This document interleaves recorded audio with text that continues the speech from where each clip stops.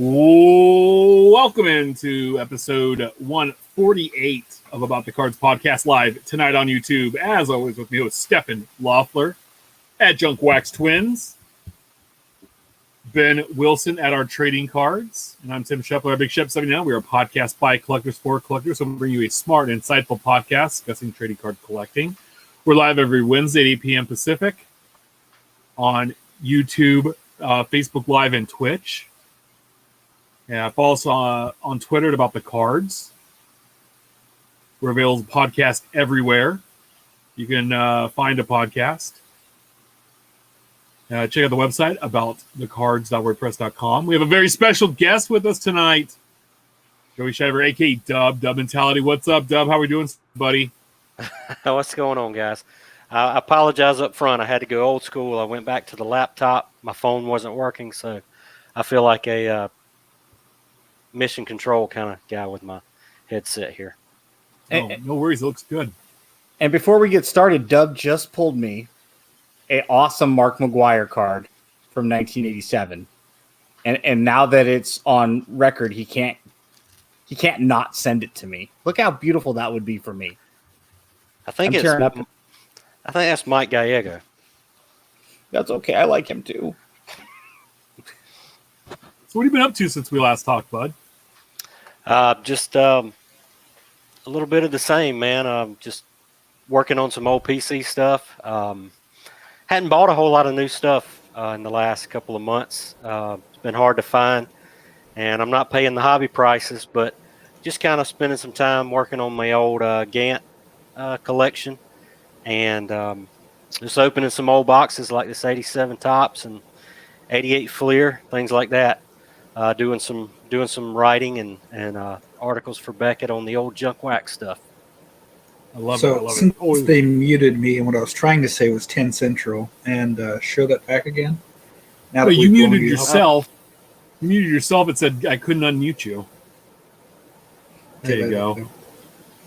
That's beautiful. That is so beautiful. Before we get started, part two, we might have mentioned this last time Dub was on. I don't remember, but there was an awesome tweet at Dub a while back, and this guy comes at him, and we all know that Joey has a love for the Junk Wax era, probably more than a lot of people combined. And this guy comes at him and is like, why would you want to collect that? Because people like to see their favorite players, like right now, hit home runs and then collect them tomorrow. And I just empathized with Dub's response, because it's something I would say is, and I have said, it's just like, his response was, I don't think my timeline is for you. like you could probably have that thought in your head, and that's fine. You could probably tweet that at thousands of different Twitter accounts, but that thought in that dude's head wasn't meant for your timeline. And to this day, every time I think about it, it makes me giggle. That's going to lead to something later in the show I want to talk about too. So sorry, Dub. No, I was going to say, I don't like, arguing and fighting with people. So, I mean, if they don't like it, then I'm probably not the kind of guy for them. So, which is fine. While I'm showing things off, let me show off one more for you. I've been sorting a box that the Icon, Cardboard Icon sent me. And I thought of you, Ben, when I pulled this. Oh, fancy. May Mr. Diamond rest in peace. Got the almost the whole set. I've got to see what I'm missing. I'm missing only a handful. So I don't have that set. I do have the college years set, but I don't have the Bob Golick original. Now I have a question. The college as well. In the regular edition, do they have Tori when they went to California? They were living at the beach or whatever. Remember her? She was like the. Tori was in what, 5 or 6 episodes in the final season after Elizabeth Berkley and Anthony Thiessen left the show. They brought in Tori to extend it. That's why they actually have 2 different graduations. They have the graduation song with the Tori character, and then they have the one where Zach is one credit shy of being able to graduate, so they do an impromptu Swan Lake to get him credit. That whole last year was weird with some of the stuff they had to pull. I like the original show, Miss Bliss. So if you go to your old school, you know about Miss Bliss. Watched an episode of that last night. I was having a bowl of cereal, some checks, Steph's completely. Watch the episode The about wrestler, the stock, right? the stock market when they sell their airline stock to buy potatoes, and then potatoes they bought on margin. As Screech said, they bought on margarine, not understanding exactly how that works when you see the nosedive. But real quick, Dub, I'm gonna ask you this: most underdeveloped character is a Saturday morning show at 8 a.m. is supposed to be, to get teenagers to tune in. But which one of the main 6 cast members was the most underdeveloped? And why is it Lisa Turtle? That's exactly what I was gonna say. That's who I was gonna say. Lisa Turtle. They just did. I mean, they focus so much on her being Screech's love interest, and then that her and Zach had a thing for a little while, but she just never really had much of a storyline other than she liked to shop, and Screech loved her. I mean, that was kind of it. Quick one-liners at his expense. That's all she was there for. Yeah. I said that on Twitter, and somebody comes out of left field that doesn't follow me, and it's like, Lark Voorhees is the best actress on that show, and she was the best character. You don't know what you're talking about. And I'm like, listen to the narrative. Show me what. When Tori came along, they needed to kind of develop her a little bit more, but at that point, it was too late. And she wasn't that bad on Good Morning Miss Bliss. She was still a shopper and stuff, but she wasn't the airhead. I mean, even Derek, the guy in the senior year that she tries to date for a brief period of time and become an intellect. He points it out. There's like nothing to you, lady. It's like, And welcome to About Saved by the Bell podcast. We're live every. Love it. No, 10 Central. Yeah, it's no. I love all those. I watched '90s Kids on Netflix the other night, or was it Hulu? One of the two. That was Hulu. Soleil Moon Frye. Brewster. Punky Brewster had recorded her entire childhood and it's crazy the people she was hanging out with. So and it's very interesting. And Mark Paul Gosselaar was one of them, and kind of a sad story too with some of the people that friends she lost along the way. It was a lot, and child acting, especially back then. So let's get into it. We have a lot to talk about tonight. It was last week, the week that was last week's releases. We only had Tops Living week 163. We had card 407, Mickey Mantle, the Hall of Fame outfielder of the Yankees, and card 408, Joey Bart, the rookie catcher of the San Francisco Giants. No updated numbers from Tops on those guys. We all were betting on Mantle and what he was doing, but we will see that next week. So hot off the presses, this week's new releases. Tops Living week 164. We have card 409, Heimer Candelario, or Jimmer Candelario. I don't know. I don't remember how he pronounced it. I think it's Jimmer. Third baseman of the Detroit Tigers. And card 410, Pops, good old Willie Stargell, Hall of Fame first baseman of the Pittsburgh Pirates. So you got, a team that's been, I think, underrepresented quite a bit here in the Tigers. And, a Hall of Fame guy that was on the We Are Family team and was a big staple in Pittsburgh for quite some time. So, And I think Steph's pulling up the photos here. Yep. Oh, there's the Mantle. Yep. And here's this week's.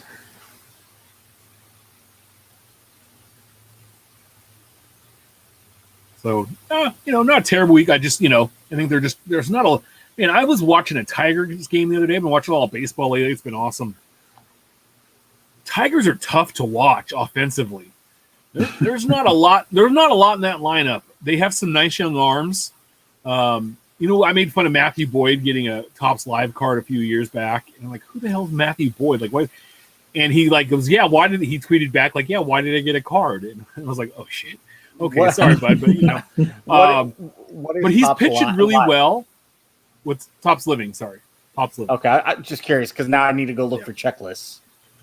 And they got Mize, and they got some nice little arms coming up, and they have some guys in the minor leagues I think that can be offensive weapons. But I mean, you look at their team and it's like oh, okay. Like Robbie Grossman is like right now, like they're like all-star, right? And Ben knows all about good old Robbie Grossman. And it's like, okay, like he's a good fourth or fifth outfielder, but when he's your best outfielder, and then they got Erica Baidu playing, and she, he's got like he had all those home runs early on, and then I saw him play against the A's, and he went like 0 for in the series. It's like 0 for 14, like 2 weekends ago.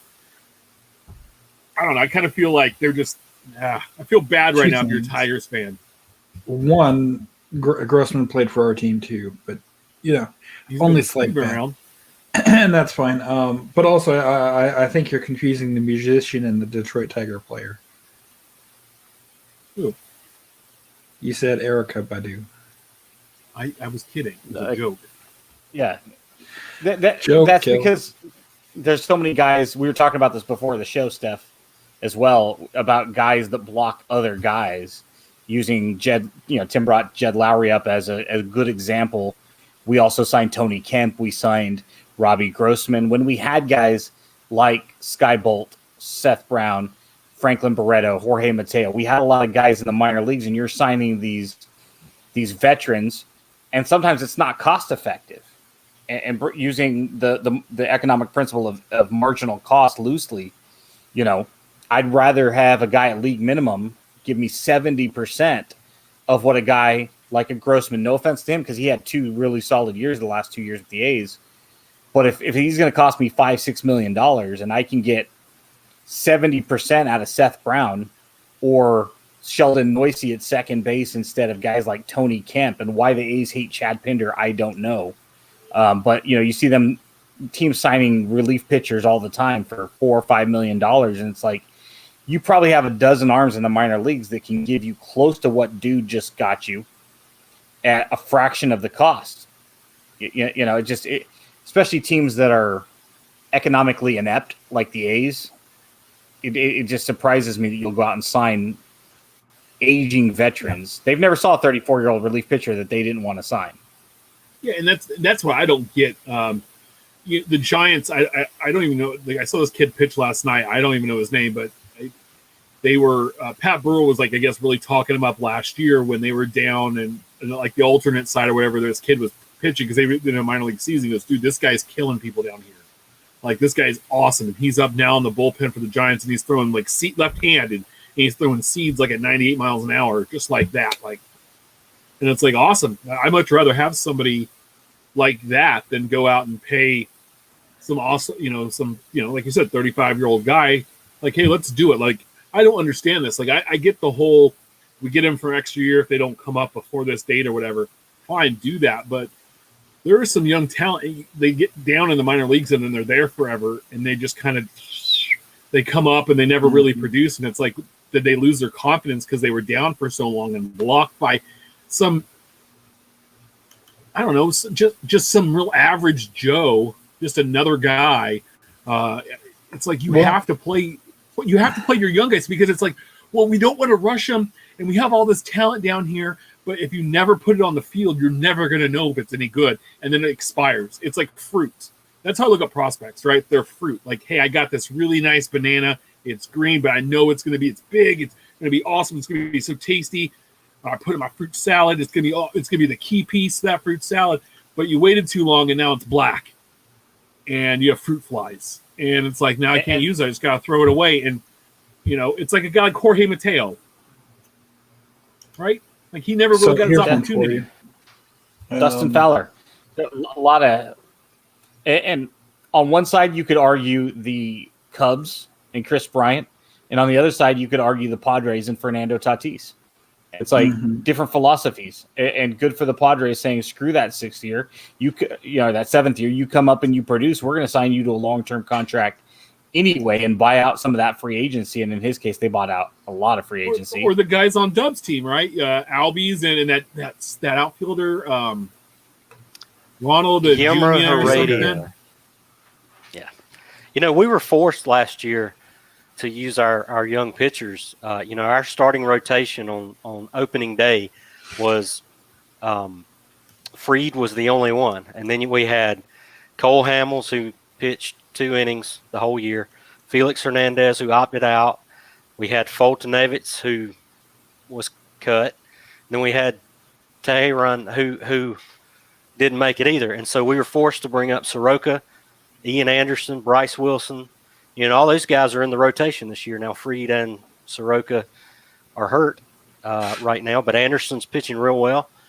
Bryce Wilson's had to kind of take a few spot starts. So, we were forced to use our young arms last year because we signed those middle-aged guys, or really more than middle-aged guys, and Felix Hernandez and Cole Hamels, and they just, they never pitched.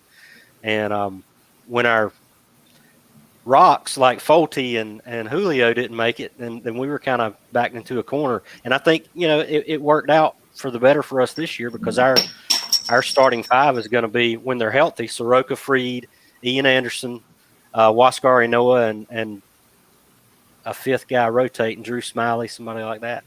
So, yeah. I like playing the John young Smiley. guys. Not John. Well, but okay, so here's one for you. The exact opposite. You keep them down too long, and you burn their confidence as well. I mean, and then even more so. So we drafted Nick Gordon in, what was it, 2015, 16, something like that. We called him up this week, and he rode the pine and got booted back to the minor leagues after 3 games. Yeah. No appearances, no defensive switch, nothing. Yeah, and he was the 5th pick or whatever, and it's just like, Yeah, that's going to bode well for his development.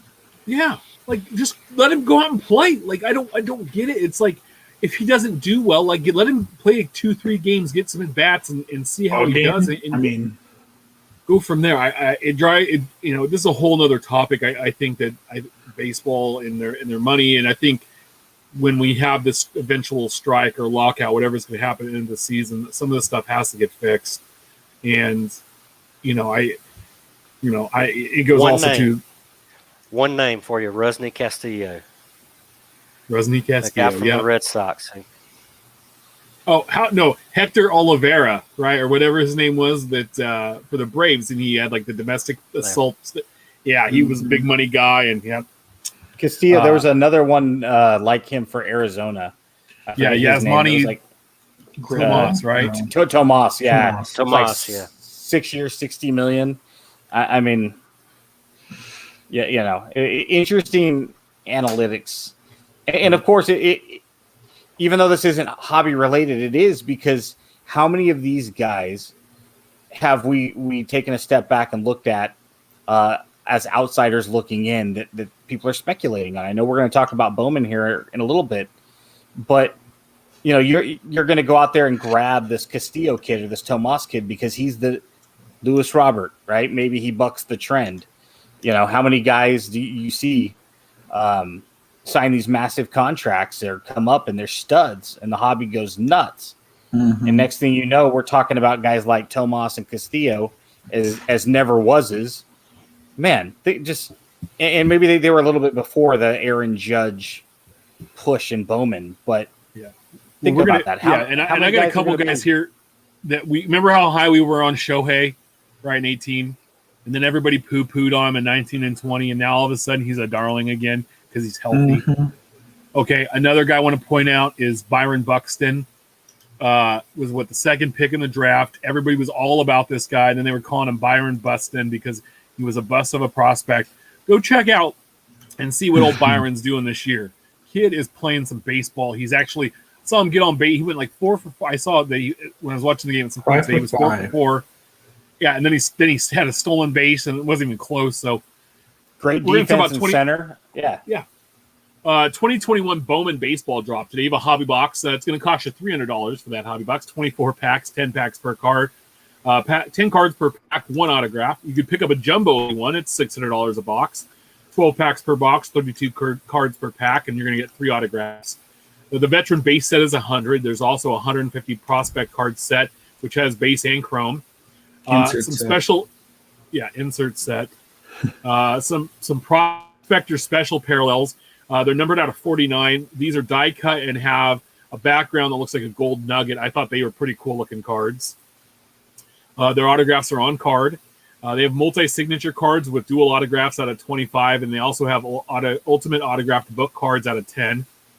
You're going to find the All-American game autographs out of 199. So those are some for some young kids the high schoolers down there. You're going to see 1991 Bowman buyback autographs.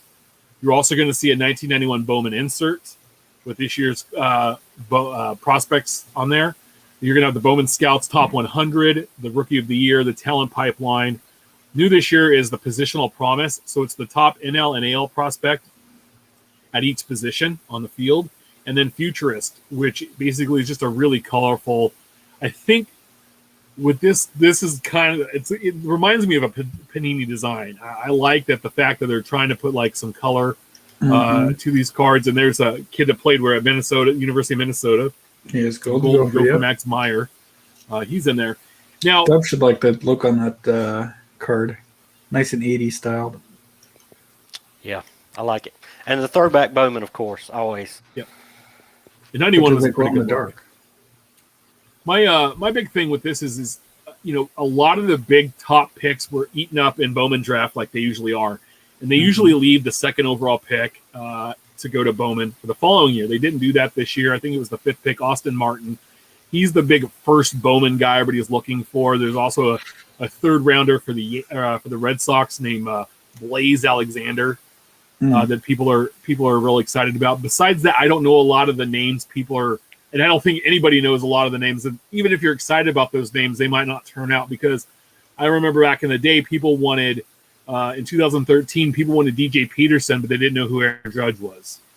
And DJ Peterson now is, I think he's out of baseball. So he was a big prospect with the Mariners. And it kind of leads me to this, like, you have these speculations, and if these prices, a handful of years ago, and I understand that the hobby has changed somewhat with pricing, but a hobby box was in the neighborhood of around $100 or so. 100, you'd get up around there. A jumbo was in the neighborhood of like 150 to $200, just depending if there was somebody like, even in the Chris Bryant year, I remember paying $150 for a jumbo box, which was like, oh, okay, that's a little much, 165 somewhere in there. When it comes out at $600, it's a little tough pill to swallow. And I don't know. I just want to know what your guys' thoughts were, just around what's in this. I always loved Bowman, but not anywhere close to these prices. I'll go pick up singles or inserts or parallels on my own of guys that I want, and pay that premium. But I'm not going to pay a premium to hope and wish they're in the box. So, Tim, let's do what we did right before the show. Then, right? We were talking about the marginal cost of Bowman. Right now, Bowman's $100 a box. You go buy one? Yeah. 125? Sure. 150? Yeah. 175? Yeah. 200? No. 176? You said 175, 176. It'd be tough. One about 175 would be the breaking point. Okay, and that's kind of how marginal cost works. At what point do we have that ceiling? And again, it's going to be independent to everybody.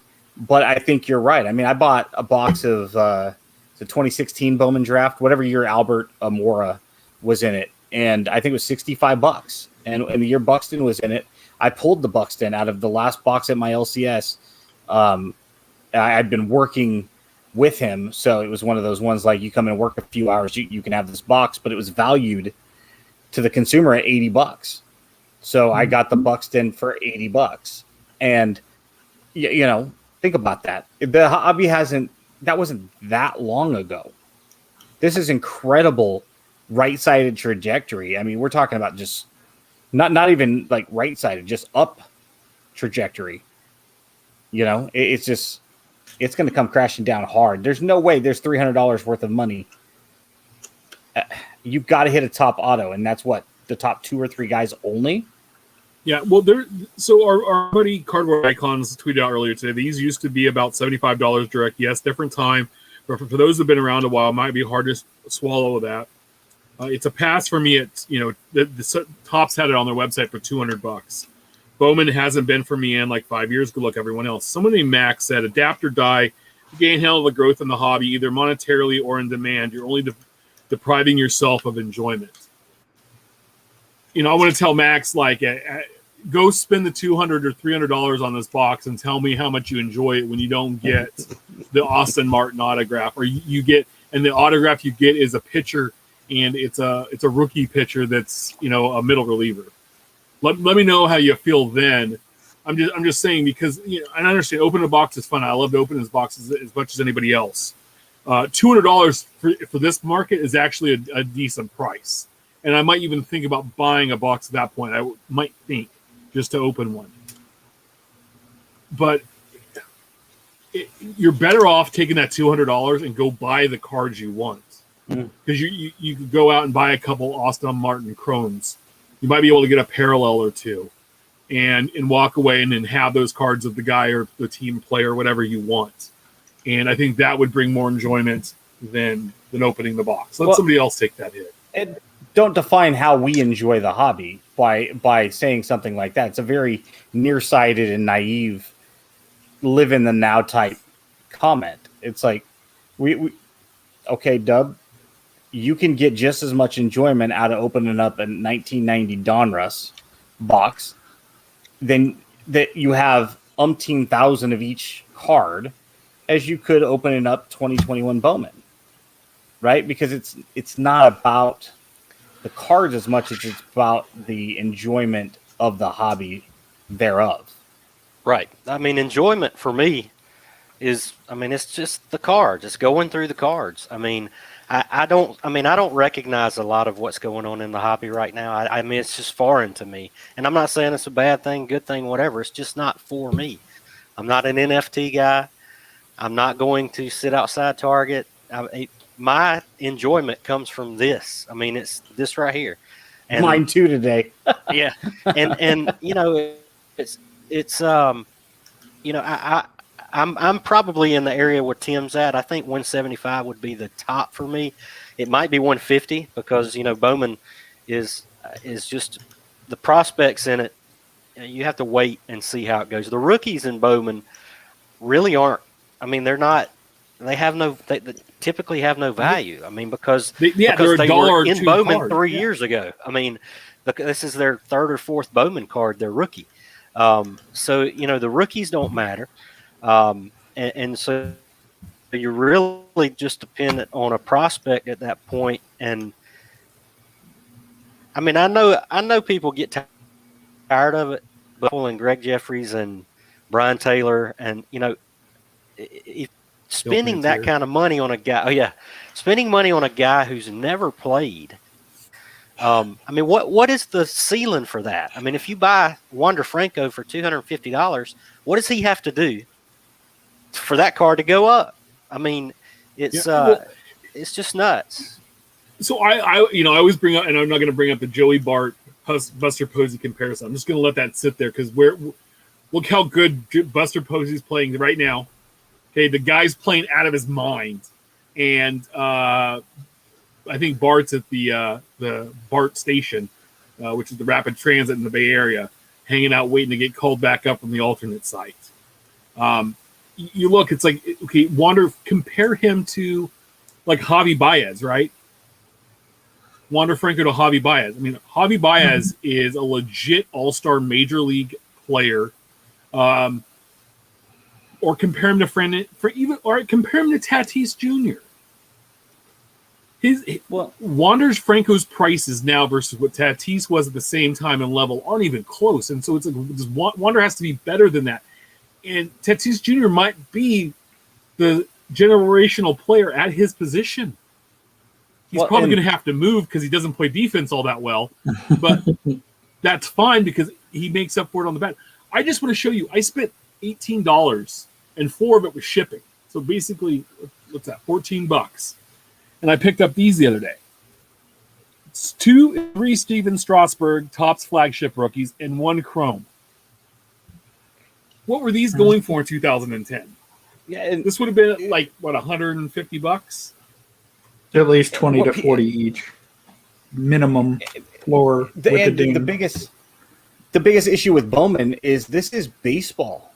Okay, I know we're going to get into something a little bit later, to a card show in the Bay Area this past weekend, but there was a Robert Pawson auto for $300.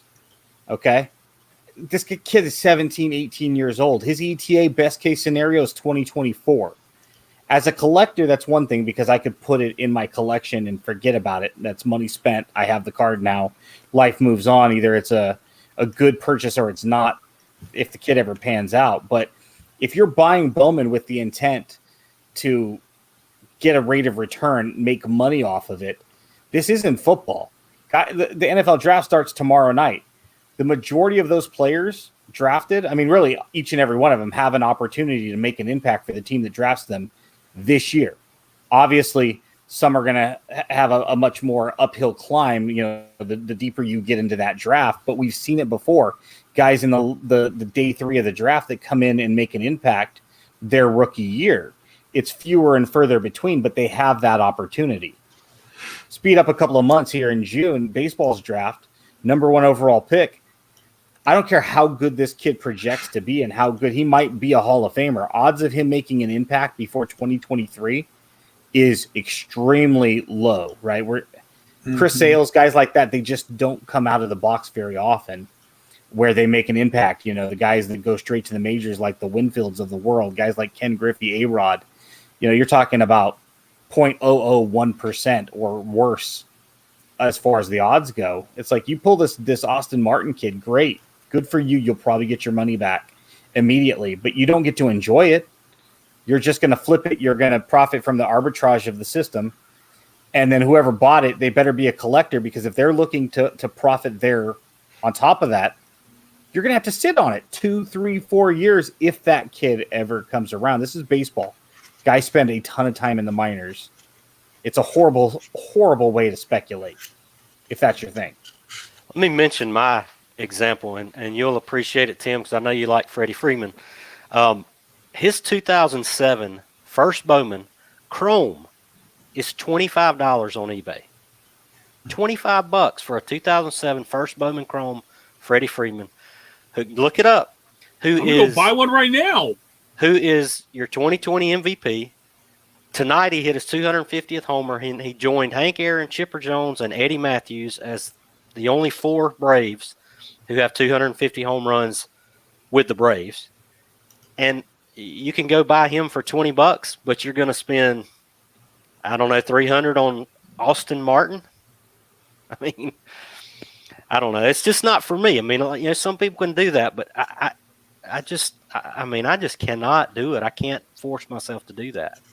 It's literally, if you've taken any type of a finance economics class at any point, if you've watched CNBC or MSNBC just once in your life, you can't go into it thinking this is a good way to spend your money. For $300, I can get the complete set. I can get, how many parallels or autographs of certain players. $300 can be stretched within the confines of this one particular release and go far. Maybe not as far as others because it is a Bowman release, but it just cracks me up that there are people out there. And I think you two, Tim and Dub, you guys probably hit that ceiling. Most collectors probably would max out in the 150 to 175 range to do this for their personal enjoyment and personal collection. If you're paying more than that 175 range, you're probably doing it with the intent to gamble and flip and profit from the arbitrage of the speculation. Yeah. And I can't see collectors saying, "Oh, $300, this is a good purchase for my PC." It's like, are you kidding me right now? I'm looking at my purchases here, and this is from this last weekend. I picked up a Charlie Blackmon rookie for $10 from Update. I picked up the Strasburgs, a Joey Votto rookie I didn't have for $10. These are all Topps flagship. I picked up a Freddie Freeman one for $11. I picked up a CC Sabathia for $9. A Josh Hamilton for $4. And there was one other one here that I was Trevor Hoffman 1992 Bowman rookie where he was on the Reds for $10, and a Goldie update for $12. I had more fun looking at those cards because I was like, these are Hall of Famers or current stars that I don't have a rookie card of. I think they're really good players, and it's not. That's to get that in the mail. It's awesome to have that enjoyment of look back, this guy actually made it. He was a productive, great player, and I liked enjoying watching him play. And I got a couple of Rizzos I'm looking at to pick up as well, because I just think he's a fun guy, and he's yelling at Freddie Freeman, calling him Frederick, and he struck him out tonight. And If that's not a Topps Now card tomorrow, then Topps is screwing up. So we have a bunch of new releases to get to. We can get to more into this. I love this topic though, and I think, hey, if you want to collect Bowman, awesome, buy it, open it up, because I need people to do that so I can go get my cards out of there and get. And I love it because whenever I go to the LCS, about a few months later, I always end up with random boxes of Bowman in my house, like of paper and cards people left behind. I'll go through. I'm good. Yep. And as I laugh, pick them up for 10 cents a piece. As I laugh at the Facebook flippers that are sitting on so much Donruss, it's like, I don't care what you do.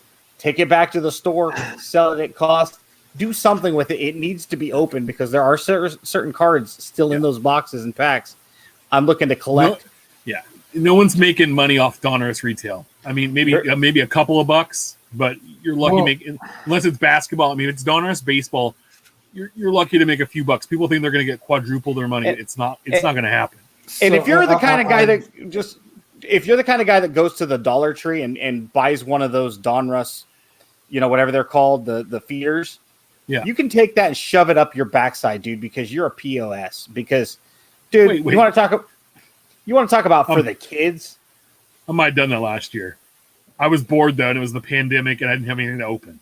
There was nothing to open besides Donruss and Gypsy Queen. But come on, I just don't be that guy that goes in there. And I mean, I did it for Panini stickers when whatever that Disney movie came out for my kids, but we opened them all up. We bought all the stickers we could find because we used it as an incentive to Bentley, and he opened it up and he put them in the sticker book, and I went on eBay to try to find the ones I didn't have so I could complete his book, and it's the movie Onward. And we cleared a couple of dollar stores, but we didn't do it with the intent to be, we're not flipping this. I mean, when I start seeing that stuff on Facebook, it's like, you are the douchiest of douches. If come on. Well, what were you going to say, Steph? Two things. One, there was someone who had sealed fat packs of 2021 Donruss, $5 a box? I think it's 12 per. So you're talking $60, right? A dude wanted 130 for them, or to trade for football and basketball. Like, yeah, who doesn't? You're not going to get that.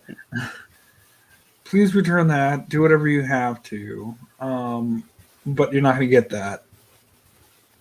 An example, and I know we're going to get into this more. I shouldn't bring this up, but I told a guy the other day. I stopped by and picked up 3 Donruss hangers.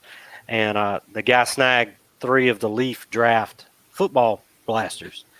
And we were just talking, about what we collect and things like that. And he didn't realize he had already bought some Leaf blasters off of eBay at secondary prices. And he didn't even know that Trevor Lawrence doesn't have an autograph in there. Mm-hmm. He's not in the first series of Leaf Draft. Right. His base card is. But he was like, "Are you serious?" I said, I mean, look it up. And I mean, it's to me, it's people are just doing stuff without thinking, without researching, without any knowledge of what they're doing. Sounds like a housing market you right see now. Someone sitting there for 40 minutes scrolling their phone going, nope, not that product. Nope, not that product. You're telling me Heritage blasters are not a good flip opportunity at 3X? I love Heritage, but no. Why didn't I know that? At 1X. At 0X, maybe. Steph's favorite product dropped today. 2021 Panini Donruss Diamond Kings baseball. $140 a box, but I've seen it. That was on Blowout. I've seen it locally here for about $100 a box. So, which is pretty 12, fair. Yeah, 12 packs per box, 8 cards per pack. You're gonna get 1 autograph, 1 mem card, 12 inserts, 2 gray frame, 1 plum frame. I don't know how many base cards are in the set. There's no checklist out. If I were to guess, probably between 150 and 170. It's a good mix of veterans, rookies, and stars from the past. DK signatures and dual memorabilia DK material signatures are both back as anchors in the set. They have Bat Kings, Jersey Kings, and DK materials. Gallery of Stars returns with 15 new stars.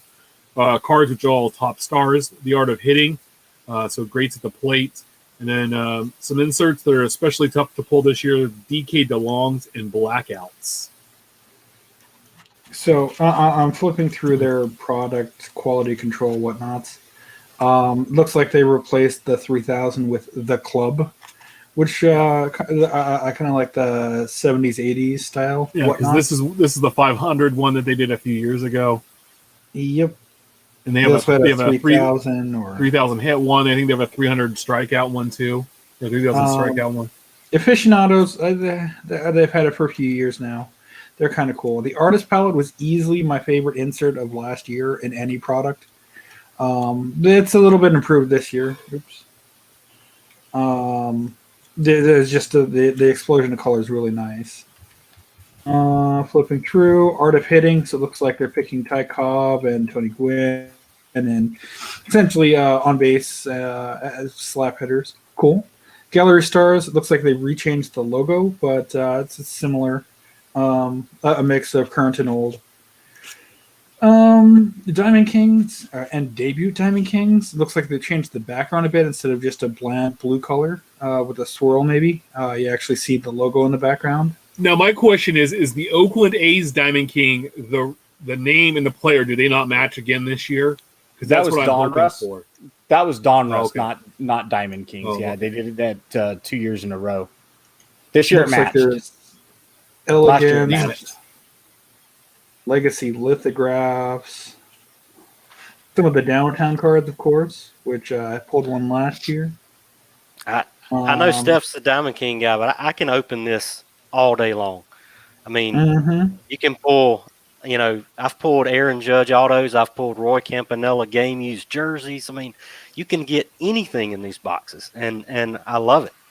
Jimmy Oh man, Fox. that Jimmy Fox is gorgeous. But and then you get like the plum borders, the red borders, the gray borders. Mhm. They're just for team set collectors, it's great because it doesn't really matter that there's no logo on a product like this. You don't Yeah, necessarily need. At the price point too, you're not gonna. Yeah, it's a good price point. If you can find it for under $140, you're doing well, especially in this market. Because man, Steph, you pull out one of these, didn't you pull out a Babe Ruth card? I did 2015. The Yeah. return the year that they returned it. Early 2016. It's not like I've talked about it before. But I wanted to show off some of my not top 10 polls. So Bo Bichette, Eloy Jimenez, Fernando Tatis. I pulled that last summer. And then Dubs Boy with not plain white patches. That's Acuna for the people not watching. Those are Indeed. 4 up and coming, legit super to super duper duper uber stars. And that's from Donruss, but Like that's Legend. that's awesome. Also dropping today, 2021 Upper Deck SP game used hockey. It's $200 a box, 1 pack per box, 6 cards per pack. You're getting 4 autographs, indoor mem cards. It's a 200 card base set. All the base cards are numbered to the player's jersey, so good luck trying to build that set.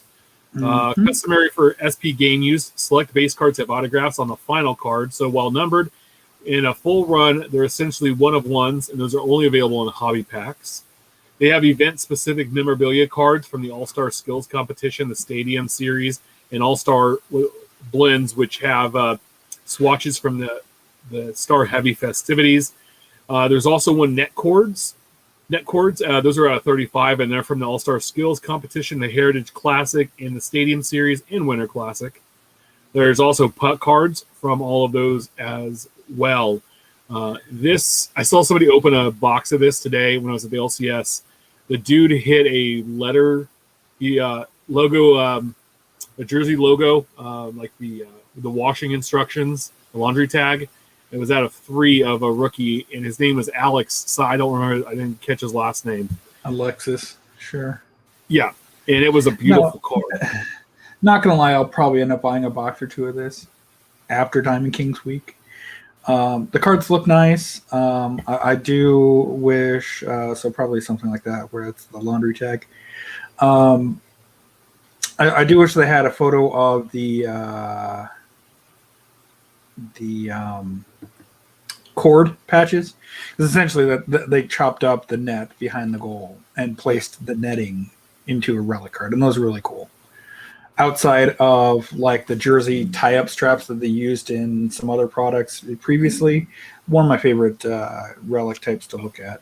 Yeah, no, this, I mean, they're using pieces of stick. I mean, there's so much that they're using from hockey. And hockey jerseys, to me, or sweaters, I'm sorry, hockey sweaters are probably some of the best sources of material because there's hard to find. Like, there's, you know, they might have like a white jersey, but there's a lot of color involved. The roads are, you know, have color. I mean, they're just not gray. Like, you have basically in baseball, it's gray, white, and navy. A lot of the times the teams have.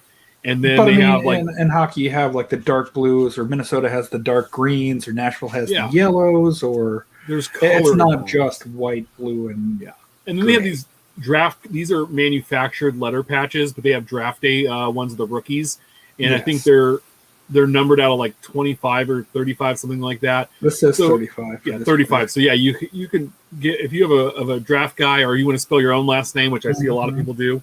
Super duper cool. Like, I want to get a Big Chef one. I'm going to do that someday. I just haven't. I got so many other little projects I'm doing. That's things. Awesome. I think I have 5 letters for mine.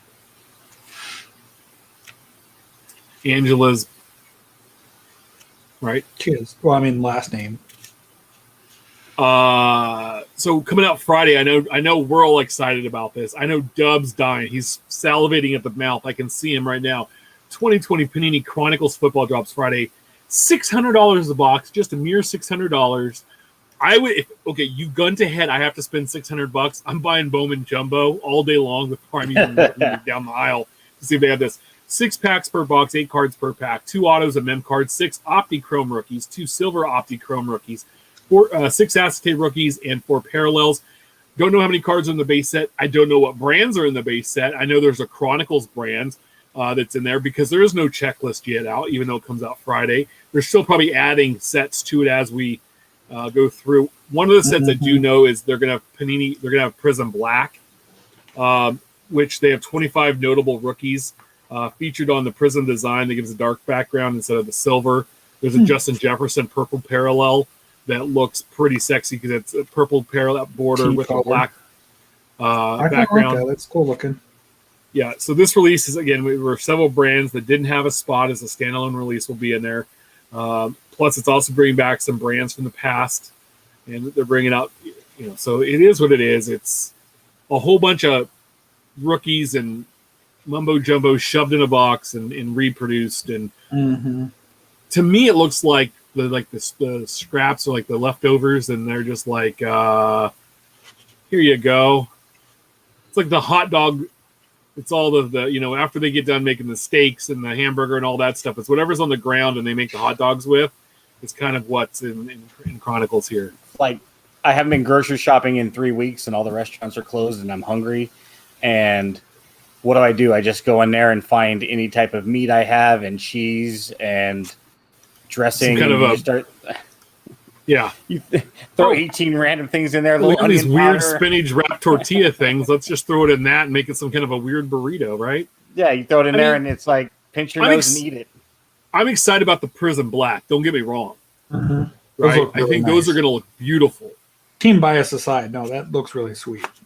But the there's a lot to wade through to get to that Prism Black. Dub, you open a lot of football, or you have in the past, and I know that. I think we're all in agreement. Like, these prices, we all know these prices are crazy. I have not. I didn't open a single hobby box for 2020 football. No hobby. Score was $275. Donruss was $250. I mean, there's no. I was lucky enough to find some retail, but I didn't open a single hobby 2020 box, and I won't be opening a Chronicles box either for $600. It's just not going to happen. And the thing is like, hey, Panini, the NFL draft is like Thursday, and you're releasing it's like, come on, like, I know we had the pandemic and all this stuff, but it's like, let's flush out all these 2020 products, because by Friday and Saturday, no one's going to care, and everybody's going to want, the Trevor Lawrence Jaguars card, and they're going to want the Trey Lance 49ers card. So. But anyway, what's brewing next week's release is 2021 Topps Tier 1 Baseball, 2021 Panini Crown Royal Basketball. I imagine how much that's going to be. And then this one, 2020 Panini Flawless Football, what, $10,000, $20,000 a box? So that all comes out next week. Infield chatter, a hobby talk section, part of the show. Mad Bum threw a no. It was only a 7-inning no-hitter. It counts as a complete game, but not as a no-hitter. These stupid new baseball rules, Cardboard Icons tweet out, I was looking forward to a Mad Bum Topps Now card, but forgot they wouldn't use him because they don't have a contract with him. So we get 2 Zach Gallen images for a combined feat. Mad Bum, surprisingly, I didn't even realize this, has not had a Topps card since the 2017 season. In 18, his contract expired with Topps, so he hasn't had one.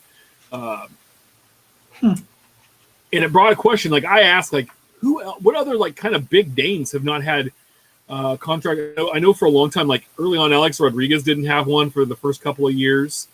I know Barry Bonds, Ichiro, and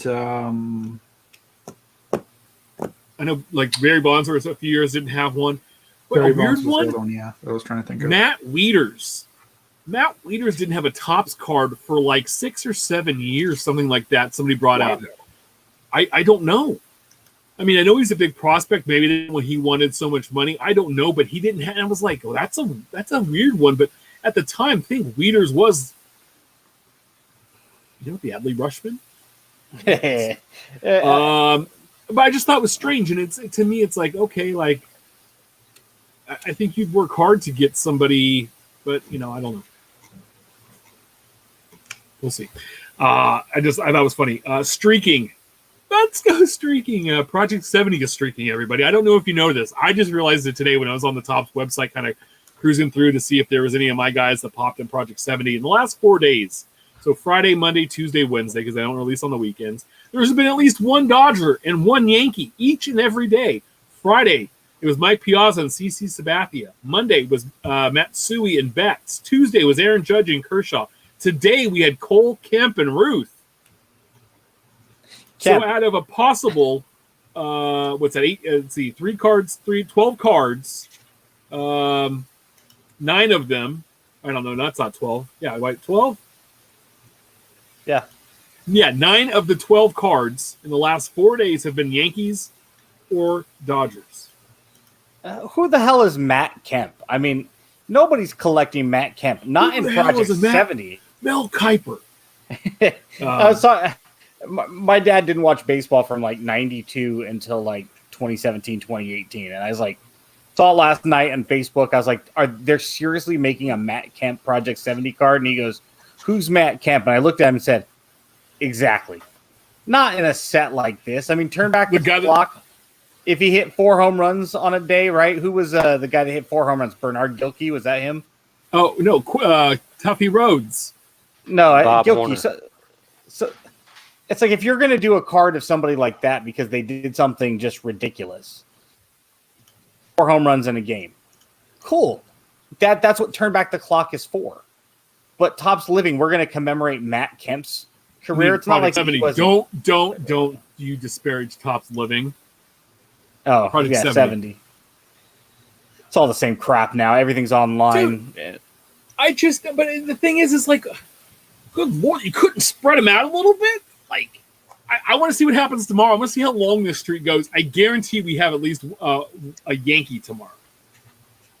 Right? Why? 2 wasn't enough for you today? No, they need another one tomorrow. You got to have one a day. I bitched that they made so many A's cards, right? And they haven't done one in 3 weeks other than the La Russa they did a while back.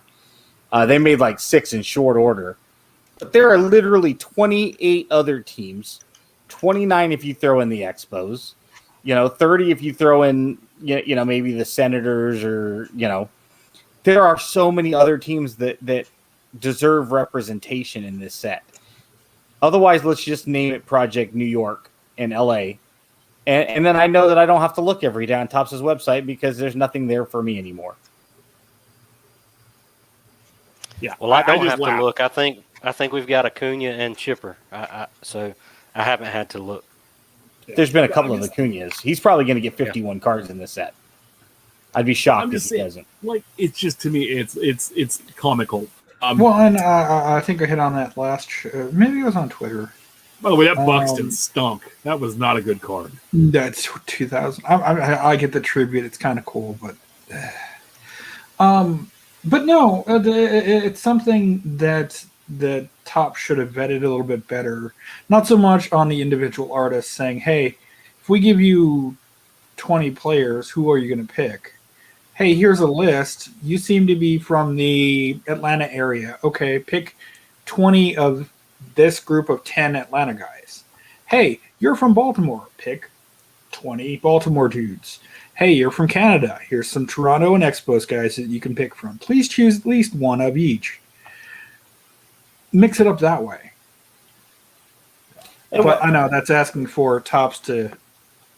You have 51 artists. You could have just told 30 of them, listen, your whole 20-card run is going to be the Milwaukee Brewers. Sorry about your luck, dude. And now they're going to 4 cards per day starting in May. Mm-hmm. It's going to tank the print runs. So Tank 2 Yankees, a Dodger, and someone else. Yeah, a Red Sox. Twin Towers, at those back pages tweeted this out, and I didn't really notice this, but this card needs to be pulled or the Twin Towers need to be removed.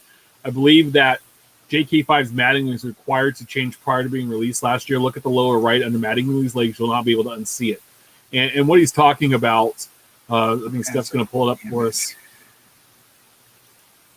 is that it's the Hideki Matsui card, and it's supposed to be like similar to the 80 Godzilla movie poster. And it's got planes flying, a red sky, there's fire, and you see the Twin Towers in the back right corner behind Matsui's bat. So for context, here's the Godzilla 1980 movie poster. I don't know if I'm on window or yeah. I mean, it's pretty close, and I get so it. Towers are on the right, planes are flying all around, and then towers are on the right, planes are flying. And I wouldn't be surprised if they pulled the same assets.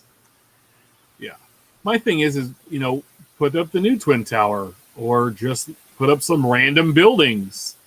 To me, it's just optics. Yeah. And and the JK5 Mattingly was changed, so it's like.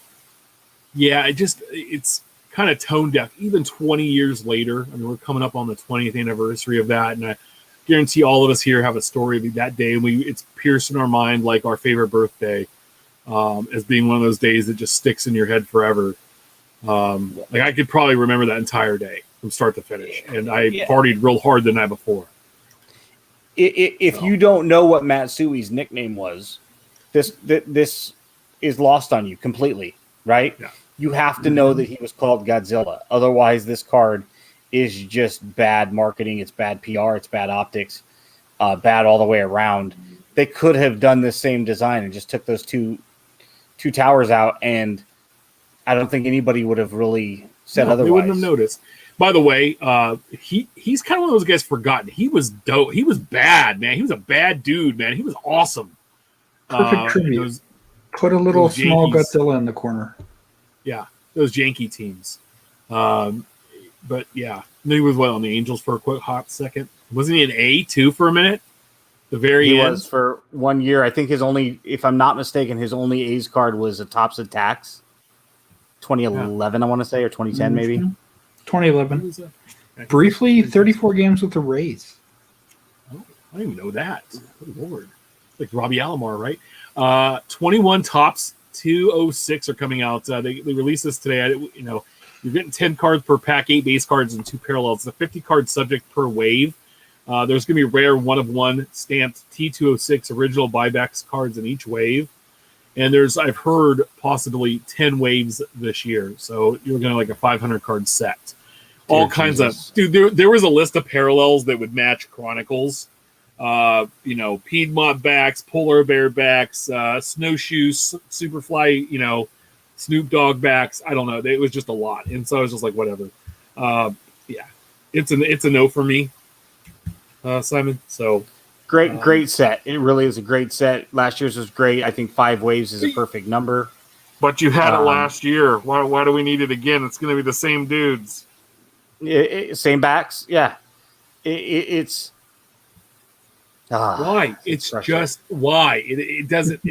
To me, there's no need for it. I mean, maybe once every 5 years or something that'd be cool to do, but every Well- year on that, like you can't. It's like it's not a staple product. It's something you kind of reinvented, and I don't know. So good luck Well, on and that. the T206 has lasted for the 3 years, right? 09, 10, and 11.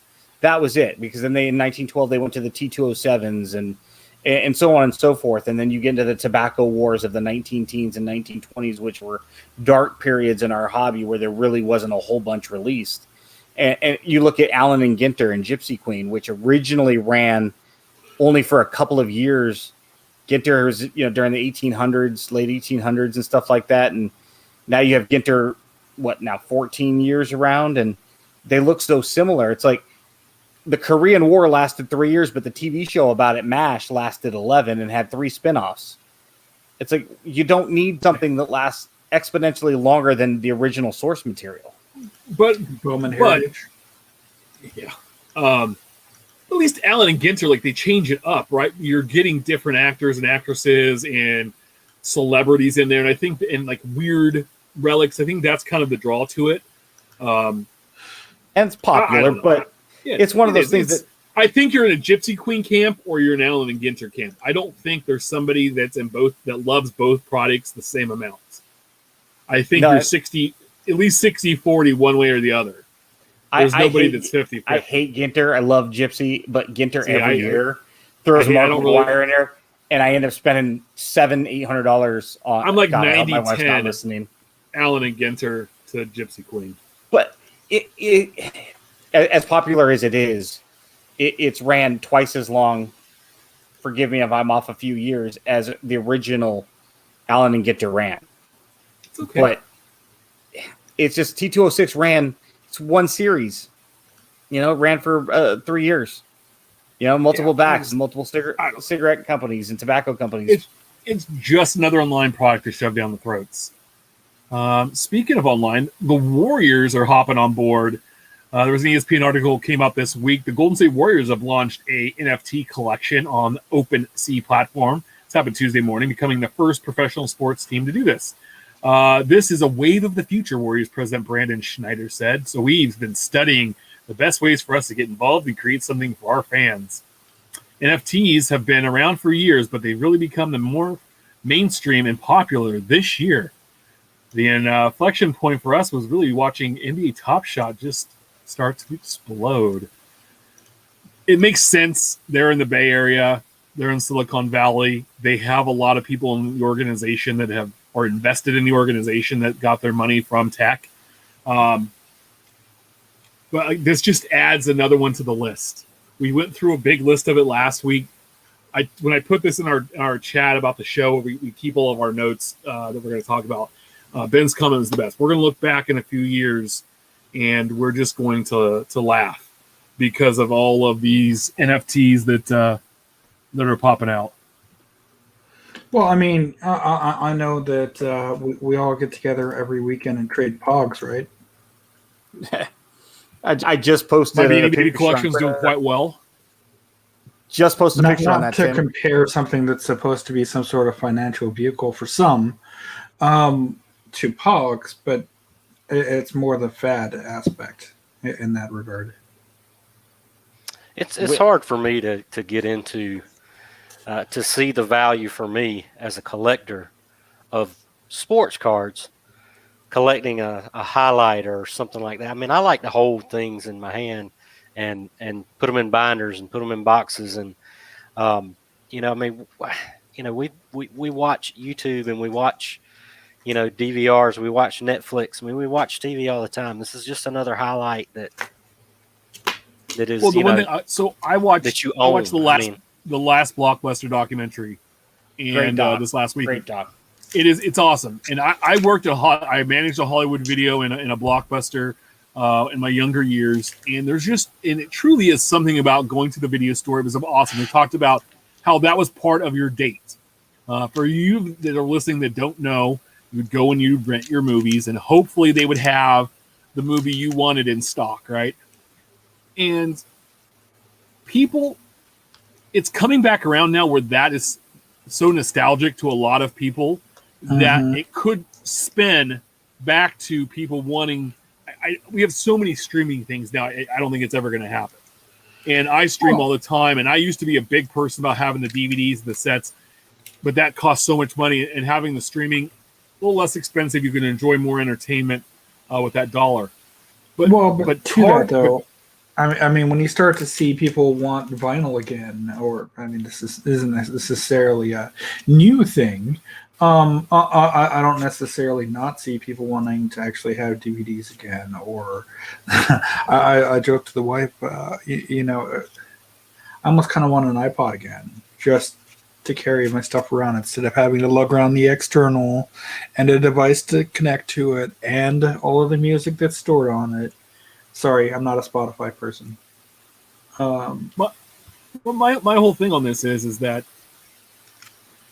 if not that the Warriors would ever go out of business, right?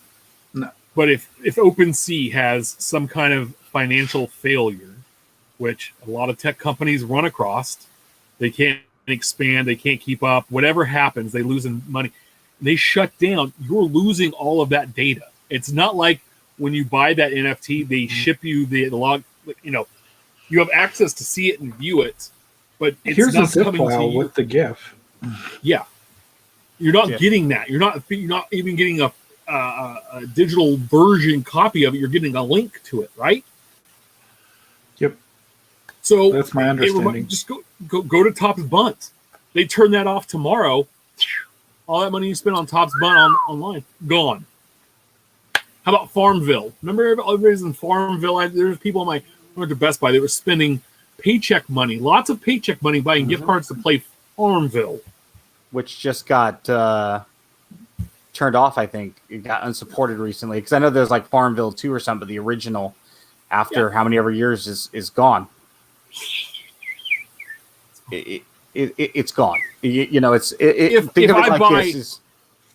I buy a Wander Franco for $300 and he gets run over by a jet ski tomorrow, right? At least I still have the card and have a story about it. Like I physically have the card and I can use it to pick my teeth. I can use it as a coaster. I can use it as a cautionary tale with an NFT. And guys, if you're dead set believer and you're carrying that NFT flag right now, I want you to get a hold of us. I want to talk to you and have you on the show. I really, really do, because I want to have an honest and open discussion about this. I want to understand. Nice.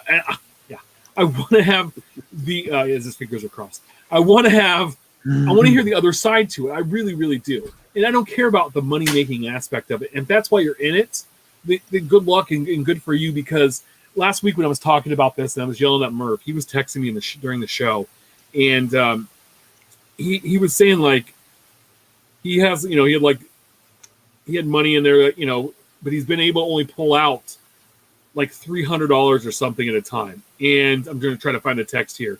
But it's just like, it's crazy to me when it's like, dude, that's your money. If you want to take it out and you want to go and spend it on whatever you want, like you should be able to. Like, it doesn't make sense to me. So, yeah, I did the Top Shot just to kind of see what it was like. I bought a few moments. A couple people gifted me moments, was really nice. I tried to send some to other people to kind of pass it along, but I bought one pack, a $9.99 pack. And the time and effort that it took to go through buying that pack, it's just not something that I want to continue to do all the time. It's so I've got these moments just kind of sitting there, just hanging out. But I'm not going to, log on every day and pre-register for this and then stand in line and see, where I'm at in line and then sit there and wait for it to come around. It's just not, and I don't have a problem with any of this stuff. I'm not anti NFT. I'm not anti Project 70, whatever. I just know what's for me and what's not, and that's not for me.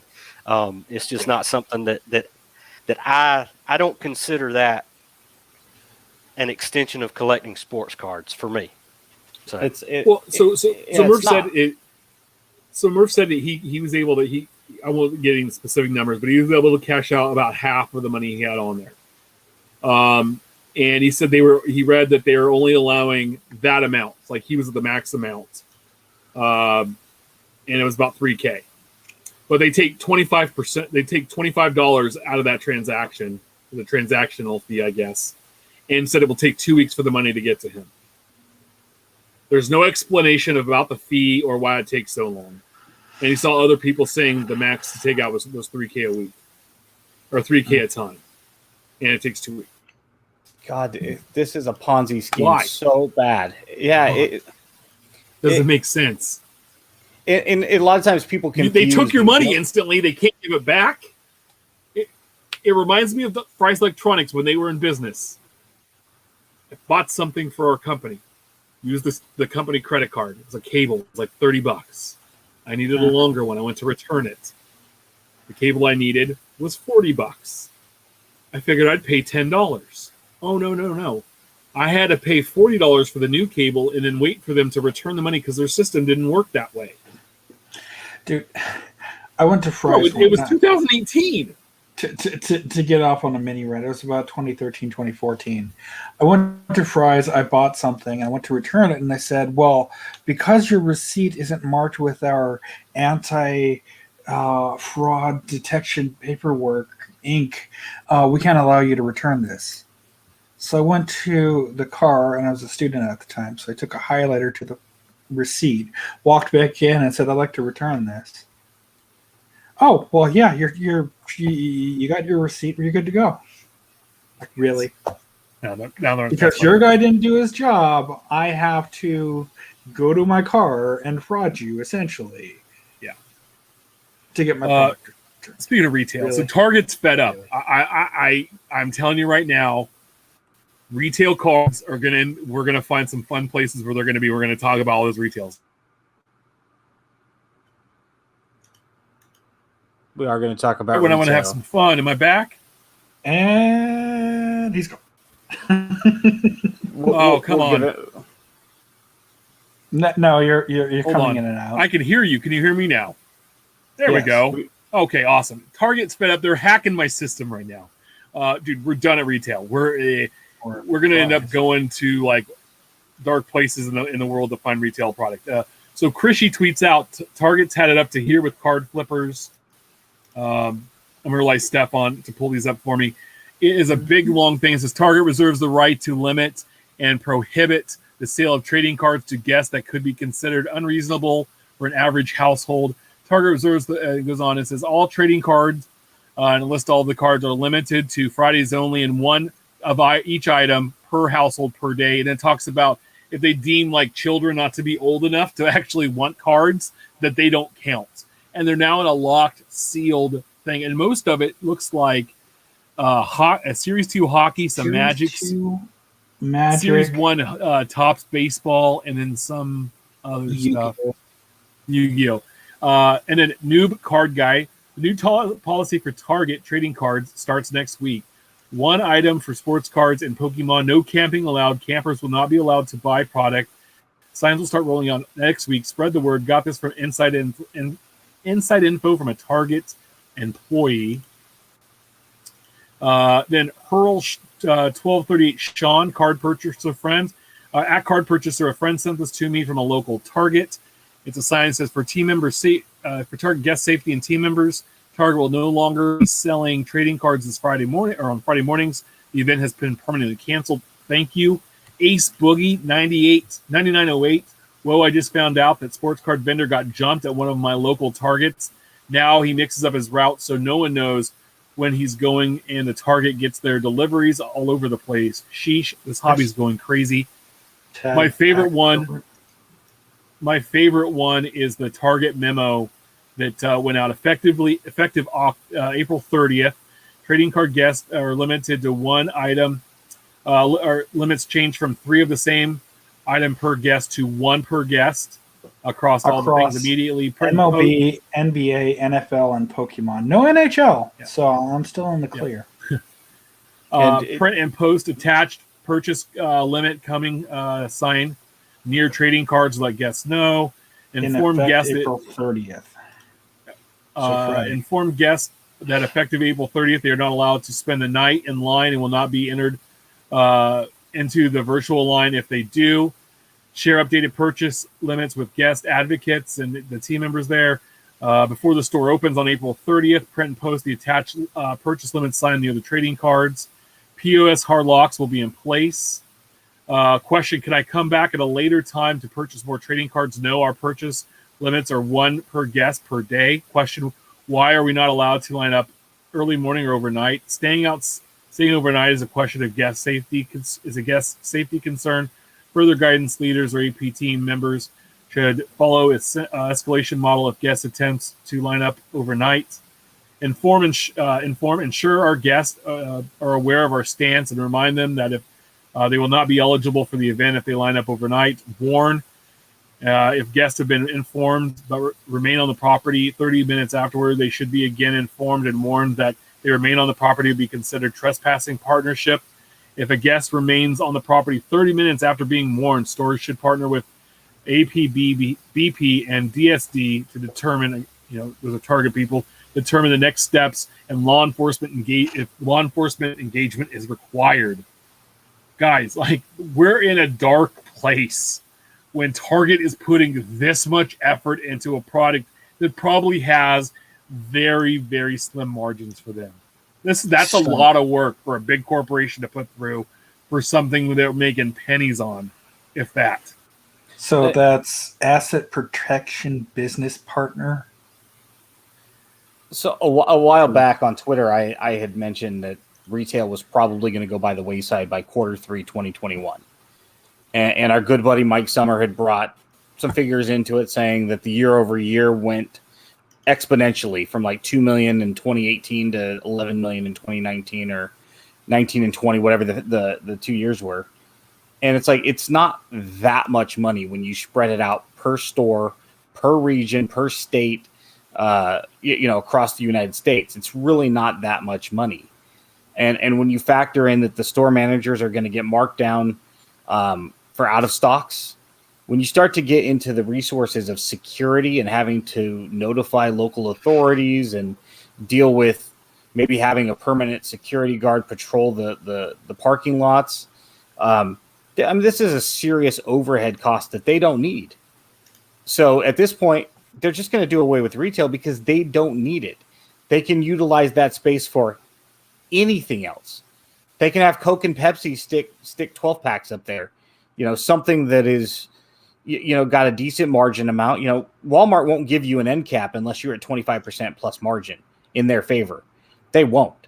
They prefer closer to 50, if not higher. You're going to start seeing more and more clearance, seasonal, as seen on TV stuff, take over this space. Why? Because the store manager can control it. They can have their associates fill it and monitor it. And the fact that they've got to babysit it is ridiculous. And if I'm a store manager, I'm not dealing with that headache. I've got a store to run, and I've got 200 employees or more I've got to deal with. And I've got numbers I've got to hit to save my job each and every month. You think I really give a crap about whether or not you're able to buy Prism and Select blasters every month? Come on. I'll move on to something else. I don't need it in my store. And I don't think retail will go away completely by Q3, but we're going to see it drop drastically to where, and I think I said this before, there'll be less than 30% stores that have it across the U.S. I've talked to some people locally that work at our Targets and Walmart. We're not a real big town, so and I can tell you they are absolutely sick of it. They really are. Sure.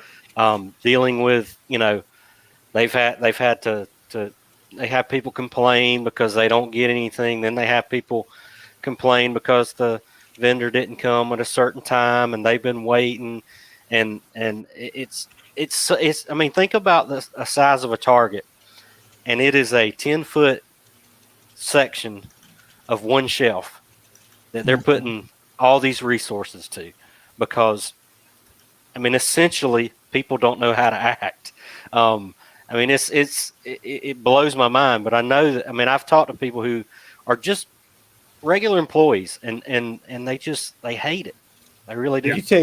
You take one employee at minimum wage plus 28%, at least here in California, overhead on average per employee. If you factor that in, if this employee has to dedicate 10 hours a week at minimum wage plus 28% overhead, if you divide that by the amount of margin that they get, factoring in their gross margin minus all of their associated overhead on a SKU by SKU basis, you can't tell me they're not coming out on a net loss. Not to mention vendor relations, not to mention that these vendors are being put in harm's way because it just takes one vendor to get jumped on their way in. Because if I'm not mistaken, all of these vendors are front door vendors, not back door vendors. Where backdoor vendors are a little bit more, they're a little bit more observed and protected. The receivers, the backdoor attendants, they know who is and is not authorized to come in. Front door vendor, I'm walking from my car and I've got 5-6 boxes of these. What's to stop somebody from jumping me? You're seeing it all the time now. You watch America's Most Wanted, and you see people getting jumped for their cars and all kinds of nonsense going on right now because people are desperate. And front door vendors are not protected. And I'm not paying a security guard to patrol, and I don't want local authorities to have to waste their resources. You know what's easier?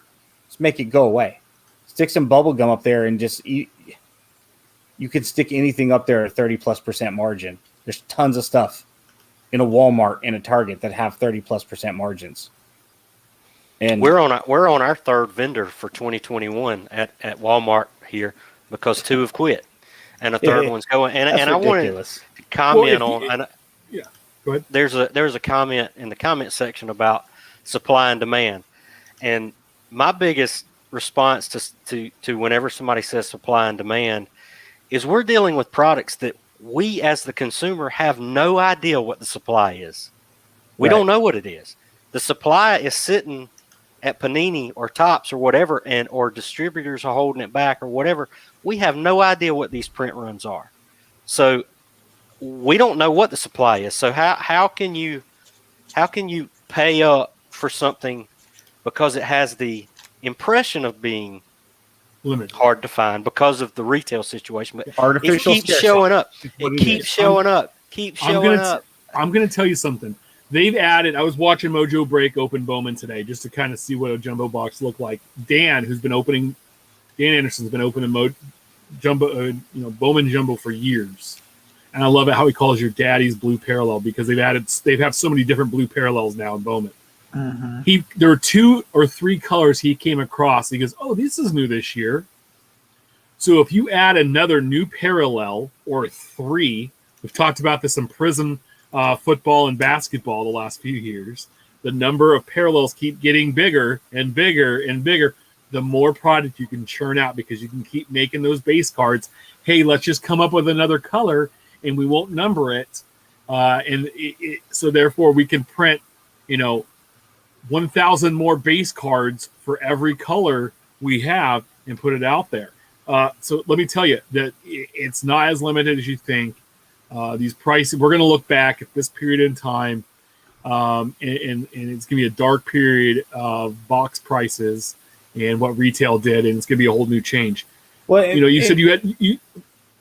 Well, look at it like this. If you go to your buffet, right, you go to the Golden Corral, and they've got a limited amount of space allocated for your mashed potatoes, right? They've got dozens upon dozens in the back, right? They've got bags and bags of potatoes back there. They're just going to make more. So when you go up there to get your mashed potatoes and go, man, I missed out. Everybody grabbed some before me. They're going to bring more out. Maybe not on your timeline, but on theirs. That's what they do with the more popular stuff like the shrimp and things like that. They only bring out a little bit because they get you up to the buffet and then they get you to fill up stuff that is heavy in starch and all this other crap, right? In other words, they have a lot of these blasters back there. Like Dub said, sitting on a pallet somewhere. They're they limit how much go in there. So the demand is actually way less than the supply. There is a ton of this stuff, and we don't know whether or not they leave those printing press is on. It's not supply v demand. It's artificial scarcity. Trust me. They create an artificial demand for the product because they limit how much is out there. If they put 1,000 blasters at Target tomorrow, they are not selling 1,000 blasters tomorrow. They're not. The reason that they sell out is because they put 20 blasters out and there's 50 buyers. It's artificial scarcity. It's an artificial market. Well, Dub said that they've had 2 vendors quit. And if in their area, if you want, you can be your own vendor now. So Dale V17 tweets out, "It's happening. A 28-year-old Jesse Dupes, which is perfect, is among the first to be tried on a new prosecutorial tactic. I can read of charging felony burglary at Walmart stores. If you steal from the stockroom versus the sales floor, police say Dupes entered 2 different Nolanville Road Walmart stores and went to the associates only marked area known as the stockroom and took items such as Pokemon cards and sports cards from sealed boxes. Instead of standard theft charges, prosecutors will charge Dupes with 2 counts of felony burglary and is now free on pre-trial release." And this is down over in Nashville. Yeah. Well, it's interesting that stock the shelves and buy stuff. Now we have people going back and stealing out of the stockroom. Well, right. It's interesting that they're trying him with that. I wonder. I guess we'll have to follow along, or get our buddy who's a legal expert to follow along to see whether he actually gets prosecuted. Because I mean, sure, going to say an amusement park when they're closed and riding the rides isn't, harming anyone per se, but it's fraudulent. Come on. Yeah. You're supposed to wait until it's put out in the front. It's supposed to be stocked. This guy looks like the guy that would do this, inventory, right? And sales and et cetera, et cetera, et cetera. There's a reason they don't put out the brand new freshest grapes if they know that you'll buy 3D old grapes. Yeah. Sounds to me like Steph doesn't respect the hustle. But what I wanted to add something, Tim, to what you were talking about, the Bowman. You were watching the rip. I think Stale Gum did this the other day on Twitter, but he had looked at some pack odds for Bowman Hobby and a couple of the parallels, and they all added up to the same number. If you look at the pack odds this year over last year of gold or whatever the case may be, it reflects a 26% increase in production of Bowman this year. And he did. I think he did 3 parallels, compared them. It's on his timeline, but okay. It's basically 26% increase in Bowman production this year, just using pack odds. And I thought about that because Mark said in the comments, if you reverse engineer the math using pack odds, you can kind of figure out what's going on. But the calculation he had was 26%, and it was I think checked 3 different ways with parallels. None. Ryan Cracknell. So I fact checked, Tim, that there are 7 base parallels that are not numbered to 1, and there are 14 prospect or chrome prospect parallels that are not numbered to 1.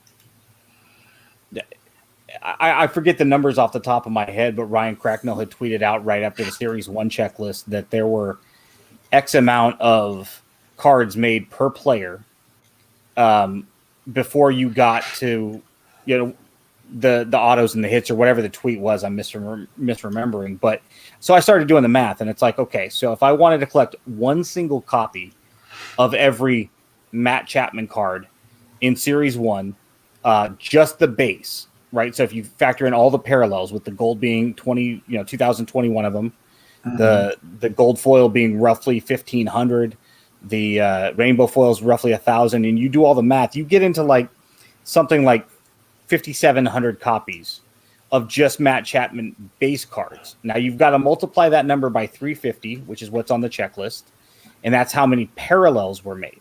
Not just the base, just the parallels.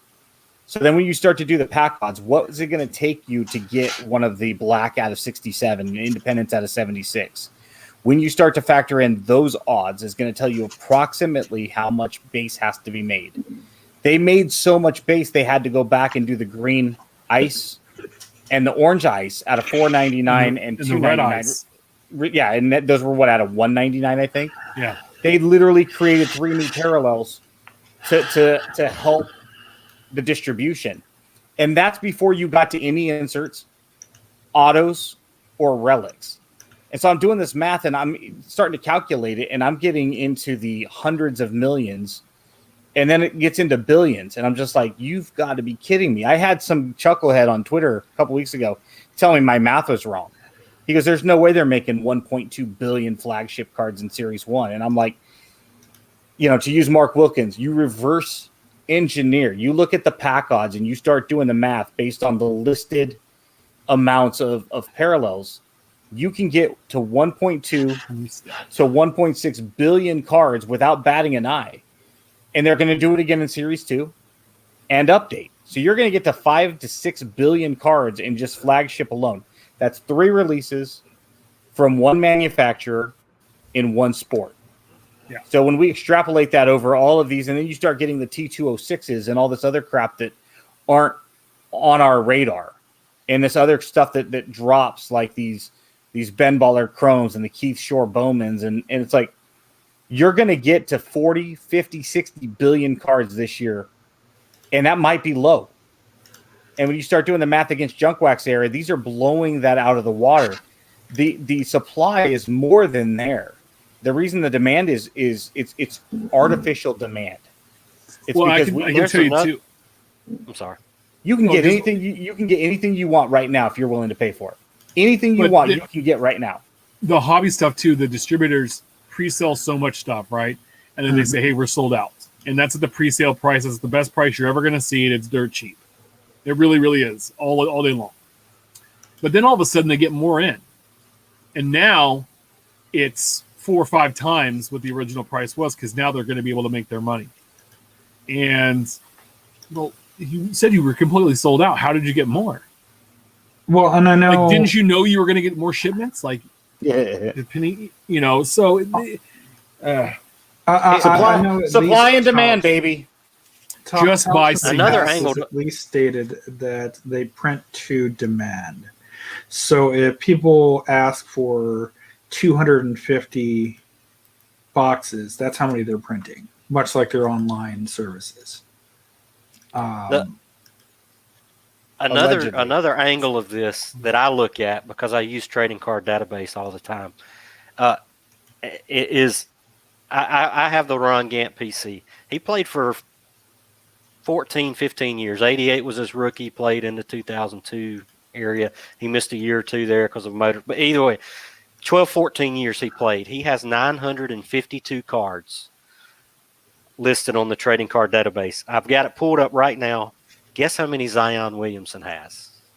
3,200. 2,748. In So- 2 years. He has Here we go. 2,748 different cards. And Ron Gant in 14 years had 952. so And it's George Brett. not like Gant wasn't a bad player. I mean, he was a good player for a lot of those years, at least enough. He to was be in a the lot of- set. I mean, he was in all the sets. I mean, Yeah, he'd be in all the So- sets. Yeah. When I did my George Brett collection, I have a 2-inch binder that covers 75 through 94, which he retired in 93, but he had a couple of cards came out in 94, like, hey, thanks a lot, tribute cards. So I count that. From 95 to 2020, I have 5 binders, 2-inch binders, to cover the cards that I don't have them all, but pages in there to cover the cards that I would get. And this does not include any parallels that are below 10. It doesn't include autographs. It doesn't include relics. It doesn't include manufactured things. It's base cards and inserts to a certain number. I think I picked 10 with Brett because it's at a certain point it gets stupid. It's amazing. He had, I did the math. I think it was 8 times the amount of cards since he's retired than when he did when he played. And the man won 3 batting titles. He was an MVP. He played in 2 World Series. He won one of them. he was one of the best players in his position. Like, he's the best player ever in the Royals franchise. You know, you say George Brett, most people know who you're talking about, right? And it's just as a diehard George Brett, it boggles my mind about that. My Buster Posey stuff, like, he's got 6 binders compared to my Brett's, and he's only played since 2000, and he's had cards since 2008. So, The Doug, supply, you're right. It's insane. the supply is there. You can get whatever you want at any time. Don't if they only put 30 boxes on the shelf at Target and you can't get one, don't assume that means that the demand outweighs the supply. The supply is there. This is, they're making so much stuff right now that the supply is way more than the demand. And at some point, we just don't see it yet. Yeah, because it's not all made it to the market. And I'm going to tell you again, this happened in the 80s, and what it was is that everybody was buying the 86 Conseco Donruss and holding on to it, saying that, oh, it's $100 card because it was hard to find, but so much of it was made, we didn't realize that because we didn't have the internet. We didn't know that Ben had 100 of them in a binder somewhere. We didn't know that Dub had 50 in a box somewhere. We didn't know Steph had 250 locked up somewhere. We didn't know I had a 75 somewhere, right? And so that's what it was going for. It made it look like there was less than there really was. And all of a sudden it came to light one day and it's like, oh, this is like a $5, $10 card. And back then, basketball. back then you couldn't say, I mean, I'm at a show this past week, and if there's a price I don't like, I can literally hop on eBay and look for competitive pricing and probably find a lot of that, right? Yeah. If I'm at a show in 1988 and I want a 1986 Donruss Conseco, I'm limited to the supply that's there at that show or at any local card shops in my area at that time. That's it. So if that card is trending at $60 across the United States, but the one in front of me in Sacramento, California is $100, it doesn't matter that I'm paying $40 over the fluid price. At that point, the $100 is the fluid price because that's the only one available to me at that time. And by the way, I just bought 6 of them over the weekend at the card show for an average of $7 a piece for those keeping track and score at home. You can buy basketball everywhere now. Go Chuck tweeted out, I found this at Five Below in Stanford, Virginia today. I dropped an Uber passenger not far from the store, Yahtzee. It was a box of Donruss basketball, 2021 Donruss basketball fat packs. Now, Five Below, I had to look this up. We have one down the street, and I might have looked. Ours didn't have any. But it's a store that's got it's like a 13-year-old kid's dream. It's candy, it's sodas, it's crazy T-shirts. Everything's $5 or less. Slightly better dollar store. Yeah, it's a $5 dollar store. And so he had this. And then here STL's tweets out, you can have overpriced hobby boxes. Meanwhile, here at the Dollar Tree, they had Donruss Dollar Tree packs of basketball. And I saw somebody else too that they had Hoops Dollar Tree packs as well. So this is what I'm telling you. Like this is a pack. He had Anthony Edwards, Weissman yellow. I'm telling you guys right now is that when Target gives up and says this, we're out. And I can tell you there's already Walmart stores in this area that do not have sports cards anymore because they filled those shelves with other stuff. When they walk away from this non-money making thing, these other weird entities will pick up on it. And it will just, and they're not going to be everywhere. You're going to have to be lucky. Maybe hope you have a Meyer, hope you have, who else? Walgreens is selling stuff. Yeah. It's going to be in strange places, and don't ever discount anything that they might have cards now because look at this. I remember Cardboard Icons was finding 1819 Prism at blowout cost, at discounted rates at a 7-Eleven in his neighborhood. He was buying packs of that for $1, retail packs. We found 18 the factory sets for $10 off the MSRP. Yeah, it's just a matter of stock and supply. Yeah, this is my favorite thing. Facebook people, I just love Facebook people. APK Sports 1, I hope this guy's being sarcastic. I tend to believe he's being serious. He was looking for Corbin Burns autographs, paying well below eBay prices, looking for preseason prices. In other words, I missed the boat on him. I'm looking to steal some cards to make up for it. Your loss is my gain, and go. So I really do hope he's joking. I mean, he's a pitcher for the Brewers that, okay, he's having a good start to the season. What's funny is my buddy, Murph reached out and said, hey, man, what do you think? I said, dude, he's a pitcher. He's a Milwaukee guy. It's a non-starter, right? I mean, even Yelich in Milwaukee is not super collectible. Mm-hmm. But what's funny is I was organizing my quarter boxes, and I found a fat stack of his rookie cards in the quarter boxes, and so they'll be on my eBay page later this week. Hit up Kings cards. Yeah, but I'm just this is like the other guy wasn't going to play Acuna. I'm not paying comps on that Acuna Project 70 card. It's a $20 card. I'm only going to pay $20 on it. Well, good luck, jerk off. Here you go. LeBron had an exquisite card that sold for like $5.2 million, and I discounted because it was sold with PWCC. It knocks off the Luka. It knocks off some other cards they've sold. It was a big deal. And when my mom texted me about it and said, hey, and I was like, yeah, it's cool. I said, but the company that sells it, they have shill bidding issues. They have trimming issues. They have a lot of fraudulent stuff that goes on over there. I don't trust that price as far as I could throw all three of these guys at the same time. Like, it is what it is. Cool. There's only 23 of this card. It was graded a 9 with a 10 signature. Awesome. Whatever. Right. I think for most of us in the hobby, we're just like, okay. It's not surprising, and Yeah, awesome. it's what Good job.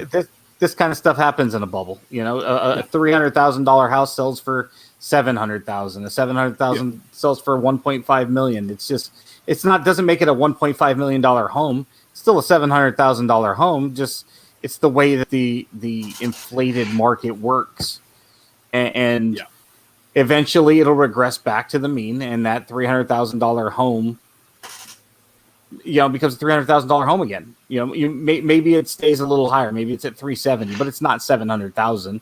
So in other words, maybe this drops back down to the low $1 to $2 million at some point. It's crazy.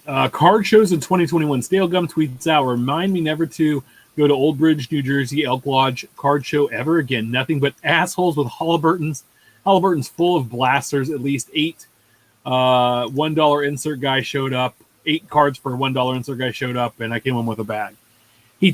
There's a lot of people have been tweeting out and talking about card shows in 2021 that are retail, slabs, and overpriced hobby boxes if they have any, but majority of it's just been sealed retail and slabs, and and I can tell you I would say that's for what I want to call the TikTok generation. Like these people, they're all of a sudden like, oh, yeah, that's shiny and cool. Let's go. There's the new brand, and that's fine. We're all about collect what you want, collect how you like, do your thing. But you have the old guard still. That's the tried and true. That's the one that's spending the money, and the ones that'll be here later on. They're going to support you afterwards when you've. I can't imagine. Yeah. When I go to a card show, I want to see what's behind Tim right there. Yeah, come down, man. I want to slide my I want to dig into a box and go through it and I start making a stack and say, listen, guy, I'm going to fill up this stack. Right there. And there's all the quarter boxes down there I'm going through. When I'm done filling up a stack, you'll go through it and you'll tell me what the out the door price is on this stuff. But I'm going to be here about 45 minutes. I'm going to check eBay though. No, and so been to the local card show down here in Fairfield, which is what, like 45 minutes from SAC, give or take, right? It's not super far. I would have made the drive. We had some family stuff going on, and I'm kind of glad I didn't, because our buddy Scott Hermanson, and I'll let Ben get to his topic here. Goose, he tweets out the line to get in the Fairfield card show. Doors have been open since 9. Like, it was like a 2-hour long line. Sports Cards News was down there, Ryan, and he tweeted out a video. It's a very crowded 2021 Bay Area Sports Card Expo. He tweets out this video, and he's going around and legit. It was like a 2 hour, or people waiting 2 hours plus to get in. And Ben, you were down there early. You stayed for a quick minute. You had a bunch of kids in tow, and you were trying to make the best of it, right? But take that out of it. Just looking at the card show compared to what we've seen here locally, like when you've been to a card show, what was it like? Like what did you see? So first off, Dion is a great guy. He put on the show back in December at the Fairfield Fairgrounds, huge indoor venue. You could be back-to-back tables and still have enough to fit a couple of double strollers between, consumers on one side and consumers on the other side. That was shut down for a COVID vaccination site, so he had to pivot to a Marriott hotel. He had 3 separate rooms. 2 were really, really tiny. Each of those rooms only had 2 or like 4 tables, but like 2 individual vendors in there. In December, there was 1 table that had retail. This was about 30% retail. So when people are like, oh, I go to Target and I can't find any stock. Well, if you would have went to the show in Fairfield on Saturday, you would have saw all Target stock. Yeah, it would have been 3X, but it's available. People just got there before you did. In December, it was about 20-30% slabs. This was 50% slabs. So it was a slab fest, 50% slabs, 30% retail, 20% everything else. Kind of flipped the script with what we saw back in December. So that goes to show you what's changed in just 4 months. For me, it was a miserable experience because that venue was small. If people were back-to-back at separate tables, you were not getting by. That's how tight those tables were. When I say you weren't getting by, there was no room for them without physically moving over to the sides to create an angle for you to walk in. I mean, they were literally back-to-back, butt-to-butt. It was that tight. I went in with a double stroller originally. And I was like, guys, we're going to have you guys walk because there's no room in there. It was hot, sweaty. For somebody like me, for somebody like the 4 of us, if we're walking in there individually looking for what we collect, there wasn't a whole bunch in there for us. My kids were kind of acting up, which made it really easy for me to walk out of there and not really. I wanted to do one more tour around there just to make sure I didn't miss anything. I went into the other 2 side rooms. All it was Pokemon and retail. And then there was one Jack booth that had an 87 Maguire graded PSA 9. And my dad's like, hey, what do you have on that? And he hops on eBay to tell me that the last one sold for 95, so he'll do 50. And I'm like, first off, you're a damn liar. The last one didn't sell for 95. And when I got home, I looked it up, and it's like they were listed at 95. Understand, listing it and selling it are 2 different things. But as soon as he gets on eBay, I'm like, I'm out. And he's like, you're not interested? I'm like, not if you're looking up eBay, man. If I wanted to buy on eBay, I'd have kept my ass at home. Obviously, I've got 2 little ones that are throwing a fit right now. I'm not paying eBay prices for instant gratification at a card show. And you need to price that shit on Friday night, not Saturday morning while I'm standing in front of you. It's so easy for me to walk away, especially for me. I got 800 of these things. You think I'm sticking around? You think I don't already know what these are selling for on eBay, my man? I mean, not like it's not like it's like a 1 of 5. Yeah, it's not like that's the thing, and my thing that really upset me too, because that's my biggest pet peeve as a consumer, as a shopper to show. Like, be prepared. You knew you were going to be there, and you knew you were going to set up. Have your stuff priced. Be ready to answer questions and have the stuff ready to go. Don't slow me down because you didn't prepare and you're not priced and you don't know what the stuff's selling for. That's part of being a seller. Yeah. Do your stuff on Monday night, Tuesday night, Wednesday night. We have a show coming up, hopefully May 22nd. Fingers crossed, everything crossed. Praying to all the. I'm praying to Tom Cruise's Jesus. I'm praying to everybody's Jesus, like in Talladega Nights, right? Like everybody that bought, he was praying to. Like I'm hoping, and I reached out to the guys that run the show and they said, hey, Shep, you got your 2 tables. And I said, hey, I'd love to get a third if possible. And they said, yeah, we're going to wait to make sure all the regulars are going to be there. And so I started already getting mention that date. My box is ready and together to be there because I want to be prepared and have the best assortment of product I can have. And, so I'm excited that there was a 2-hour long wait at a show that it isn't as regular as what this show in Sacramento is. Now, And let's get it going, man. now, there would not have been a 2-hour wait if it was at the fairgrounds. It was only because there was limited capacity, and I got there an hour and a half before the show started. They let us in about 20 minutes early, but it really was person for person. My dad and I and the two boys walked out, and they're like 4 out, 4 in. It was that tight. They weren't letting anybody in that wasn't.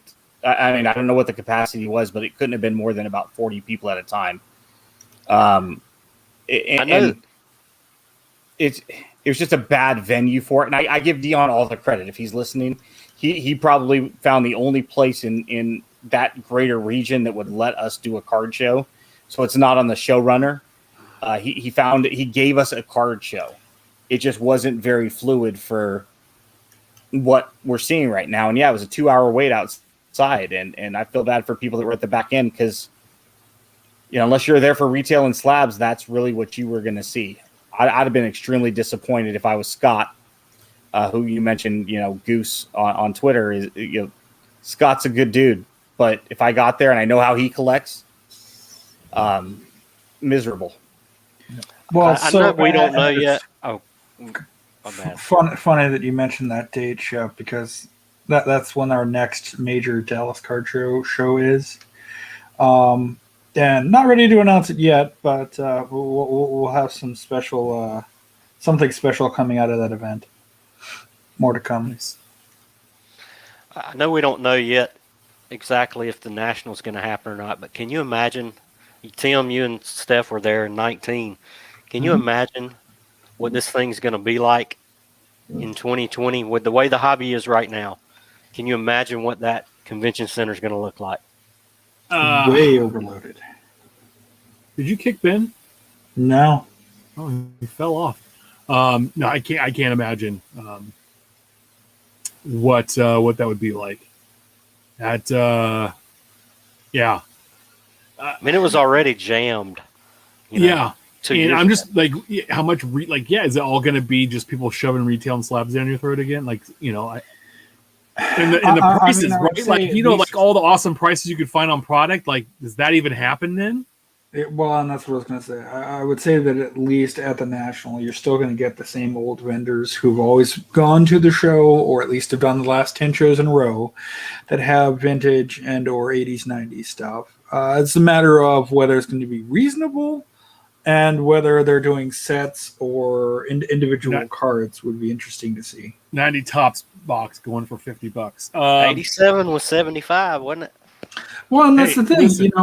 Cracknell, for a few years running, we had a lunch on whatever day, usually Friday, where we had to go on the show floor, spend $5, get a junk wax box.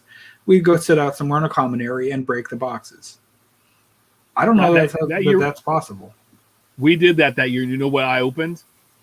A jumbo box of 91 Upper Deck, the one with the Michael Jordan short print in it. And I think it was $10 because it was a jumbo box. Sure. The fat packs. One of the big reasons I asked Dub to come on tonight is his college football knowledge.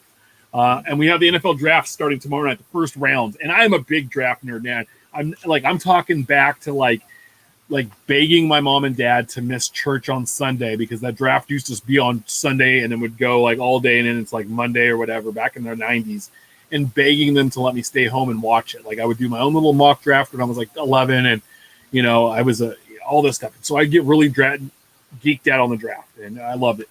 And to me, it's getting to this process where it feels like collecting. It really does. Because the only thing that matters anymore is quarterbacks, and they don't care about filling out the rest of your team, and it doesn't matter. But understandably, in this league now, once you have a good quarterback, then you can add all the other pieces on because all the has-been teams or the run-up-mill teams are trying to get that quarterback. So they're passing on all the great linemen and defensive players that you build your team around that help you win that championship to get that quarterback. So the top 5 picks tomorrow night. Jacksonville's on the clock. They've been on the clock for quite some time with the number 1 pick. The New York Jets, who should have had the number 1 pick, but Adam Gase his way into the 2nd pick, and they fired him. The Niners traded up to the 3rd pick. The Atlanta Falcons are picking 4, and the Cincinnati Bengals are picking 5. Some of the top prospects, we all know Trevor Lawrence.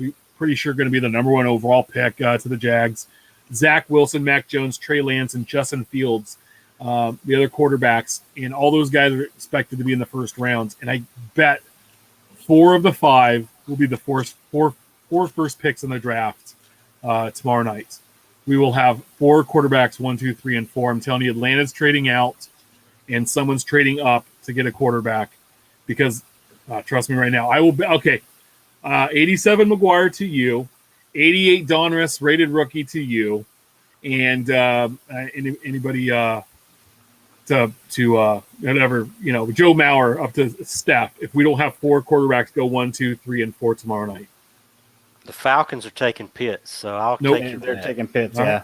Cincinnati's taking Chase, and I think I would go with that too. Cincinnati's taking Chase, and I've got Miami taking Devontae Smith at 6. that doesn't surprise me. I said Sewell- the first 4. Sewell will Cincinnati's go taking to Detroit. Cincinnati's taking the offensive tackle, and because there are like 20 awesome receivers in this draft, and they have the next Anthony Munoz waiting for them at 5. He will go there. But anyway, Your you have fourth Jamar quarterback Chase. goes number 8 to the New England Patriots, and it's going to be Justin Fields. No, they're taking. Oh. They're trading for Jimmy Garoppolo. Yep. Nah. See that today? Garoppolo's going to be back in New England by the end of tomorrow night. Nah, Jamar they Chase, don't trade Devontae up. Smith, Jalen Waddle, all good receivers. Kyle Pitts. There's a handful of running backs, but again, it's all about the quarterback. And so I put out a poll today on the account: who will be the most collectible quarterback from the 21 NFL draft, excluding Trevor Lawrence? There were like 34 votes. We had Fields, Jones, Lance, and Wilson. Lance and Wilson each got 14, almost 15%. Mac Jones got 26, and Justin Fields got 44. My buddy's a big Ohio State fan and a Niner fan, so he's like, "Oh yeah, we're taking." His hopes and dreams are all Justin Fields at number 3. I said, dude, you're taking Mac Jones. That's what's going to happen. I saw that one and I laughed. It's going to be Mac. So I'm just letting you know. Yeah, I think it'll be Mac with the 49ers too. I don't, I think when I looked at the board, and kind of what's going on, I think I see a good opportunity for Lance at number 9 to go to the Broncos. Well, they just traded for Bridgewater. But it was only a 6th round pick. I mean, Yeah, but you got Bridgewater and Locke. So which means you I'm don't just have saying, a adding quarterback. which means you have Lance. I is know, what it but means. Bridgewater is a bridge to the next year because you want to tank this year and you're going to think there's somebody next year. The quarterback class is weak though next year from everything I've seen. JT Daniels. But if you have one guy though, I mean, this I'm year just you saying. have,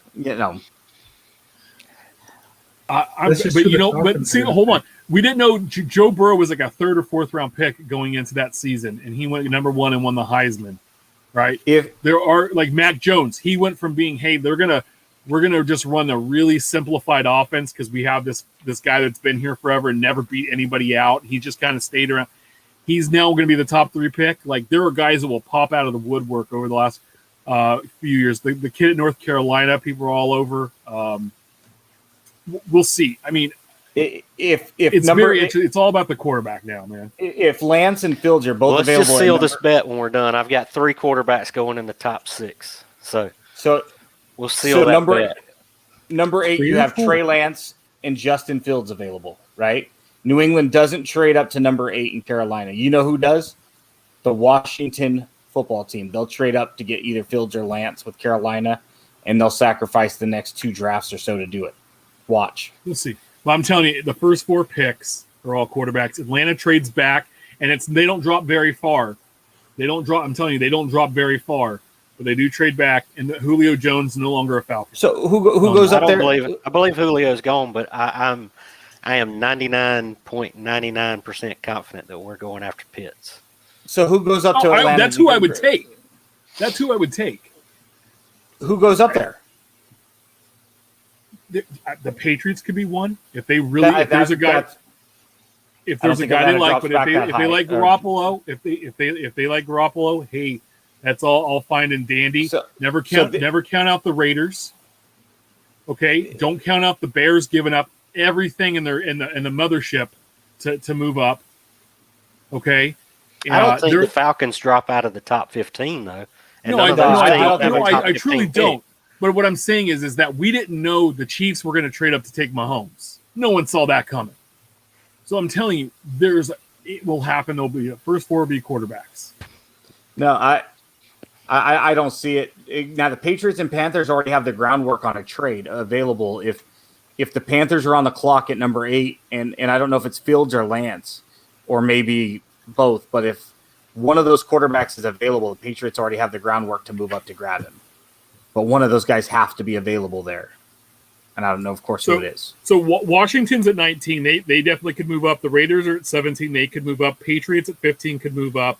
Here we go. The Vikings at 14 could move Who are they up. moving up for? Who? Quarterback. They need You an don't think offensive. No, You don't think they would? Okay. Kirk Cousins I'm is going just- to be there till his early 50s. They're just gonna I am keep giving him but you 3-year don't- deals. But you don't know what some of these teams want to do. I'm We, telling you, we need they- O-line help for sure. but you need every. They're you going need to grab get Kirk Slater Cousins. That's or, what you or need to do. Darisaw. Okay. I'm just letting you know. There are a handful of teams that could move up to 4 to get the other quarterback. If somebody's hungry enough, they're going to be willing to do that. Now, Arthur Blank wants Trey Lance, from what I've heard, but he's going to defer to Arthur Smith and the GM and let them take Pitts, is what I've heard. Yeah. So we'll I'm see. just telling you, Pitts should be the pick. And again, hey, that's what it should be. But it's the NFL. If you're And- Atlanta with that mess of a Matt Ryan contract and Jones and a couple of guys on like Matthews on the offensive line, and they've got, if I'm Atlanta, I'm trading back. I'm trading back until I can't trade back anymore. And I'm grabbing as many assets as I can. As much as Pitts is great, I would move Yes, back 2 or that's what 3 I'm times saying. if I could, but I just don't think they are. I don't think they will. But if I was their GM, I'd tell Arthur Blank, dude, I'm moving back. I'm grabbing extra first round picks. We'll sit on Matt Ryan for a year or 2. We're going to move Julio Jones. We're going to have a 3 or 4 year dark period. We're going to fix this mess because I don't want to be the New Orleans Saints. Yeah, I'm telling you, it's going to happen. So, we'll solidify everything. We'll talk next week about that. But I always love the NFL draft. It's it's going to be fun. I'm actually going to be able to hang out with my buddy tomorrow. We're going to watch the draft, and I'm going to get to make fun of all the Ohio State guys and how they're all going to be failures. And he goes, "Well, man, look at Nick Bosa." And I'm like, "Yeah, he and Joey are constantly hurt, constantly broken." And I was Look at reading Nick- the back. I was reading didn't back he- the 89 Pro Set card of their dad, Daddy Bosa. I forgot his name. And guess what? On the back of the card, it said he spent most of the 88 season on the injured reserve. He was hurt too. Well, didn't Nick Bosa love being a member of Ohio State so much that he quit the last year and said, "Nah, I'm good. I don't like Ohio State anymore. I'm going to concentrate on the NFL." Yeah. That's an interesting part of this year's draft. There's a lot of players that are Opted out. slotted in the top 2 rounds that didn't play last year, Yeah. or either you had a guy quit halfway we had- through. Yeah, Penei Sewell didn't play this year. Sewell and Jamar what- Chase. Micah Chase. Parsons from Penn State. He's Yeah, a top your 14 quarterback, pick. Jamie Newman. I He's think not- he he's didn't not play my because he quarterback. he never transferred there. took He a snap. transferred there to play. And he transferred there to play, then realized, oh yeah, I'm not good enough to play here, so I'm going to opt out. J.C. You know. Horn, the defensive back from South Carolina. He's I think he's Joe Horn's son. kid. But he opted out after they lost 2 games halfway through the season. Let's just say I hope he's as good as he's as fabulous as his dad was with the phone and all that stuff. Cell phone, yeah. Question of the week. I stole this from Indy, from Card Indy. Food for thought. If you died tomorrow, would your spouse know what to do with your collection? Do they know what your more expensive cards are so they can sell? Can they check comps? My wife doesn't collect, but she can't say she doesn't know what she's looking at either. So, at least for the expensive stuff, this is where the argument comes in for getting stuff graded. Because at least it's clearly, blatantly obvious, unless one of the companies screws up the slab or label. Such that in the unfortunate instance this happens, it's easier for them to handle. In my case, yeah, I just may as well be me. Yeah, it's not just her height that people call her mini me. That's mostly the height, but I'm going to make an emergency contact list, I think. I know I'm going to put Steph's number on it. If something happens to me, call Steph. Tell him what we got. I think Heather knows just enough, but again, having you guys as immediate resources, I think that's kind of where the Twitter world has helped. That I think a lot of spouses know enough of our friends to turn to. Heather knows she's going to turn to Tim and Steph and say, "Hey, what do I have?" And, specifically Tim because he's local. Yeah, so I think most of us have friends on speed dial that a spouse could go to. sure. And obviously, if one of us unfortunately were to meet our demise sooner rather than later, a lot of willing people would be willing to reach out and help, knowing that there's financial constraints now on the family. The question is, Tim, are you prepared to tell her, yeah, you've got about $9 worth of Mark McGwire rookies? Anyway, and we're all gonna laugh, and she's gonna be so mad. She's gonna kill him again because after the go first time, go it's LSU. gonna pay her legal defense. So hey, real quick, guys. So I just typed in NFL rumors. I'm on the Sporting News' website, and they talk about a possible Garoppolo trade to the Niners. They also to the Patriots. They also talk about the deal with the Panthers and the Patriots in 8 and 15. But the first rumor, the latest rumor, is from Jeff Howe, who's got check marks, so he's got to be legit. With the Patriots trade, these trade discussions going strong, they've found conviction at least one of those top quarterbacks, and they think highly of Justin Fields, highly enough that they've spoken with the Falcons about the 4th pick. They've spoken with him. Yep. So just letting you know, I'm telling you right now. And the only thing I want from you guys, when I'm correct, when this all comes through, is I want tweets about Steph loving the Green Bay Packers, about Ben loving. Let's see. About I don't know, I'll figure it all out, but it's going to be, you guys are going to have to tweet something out that's going to hurt your soul. It'd be the 85 McGuire. That would be the only thing. Yeah, the 85 McGuire is the rookie. It's Dub's going to have to tweet rookie. out. Yeah, Dub's going to have to tweet out that can't hurt back. that something didn't happen at first base. Mhm.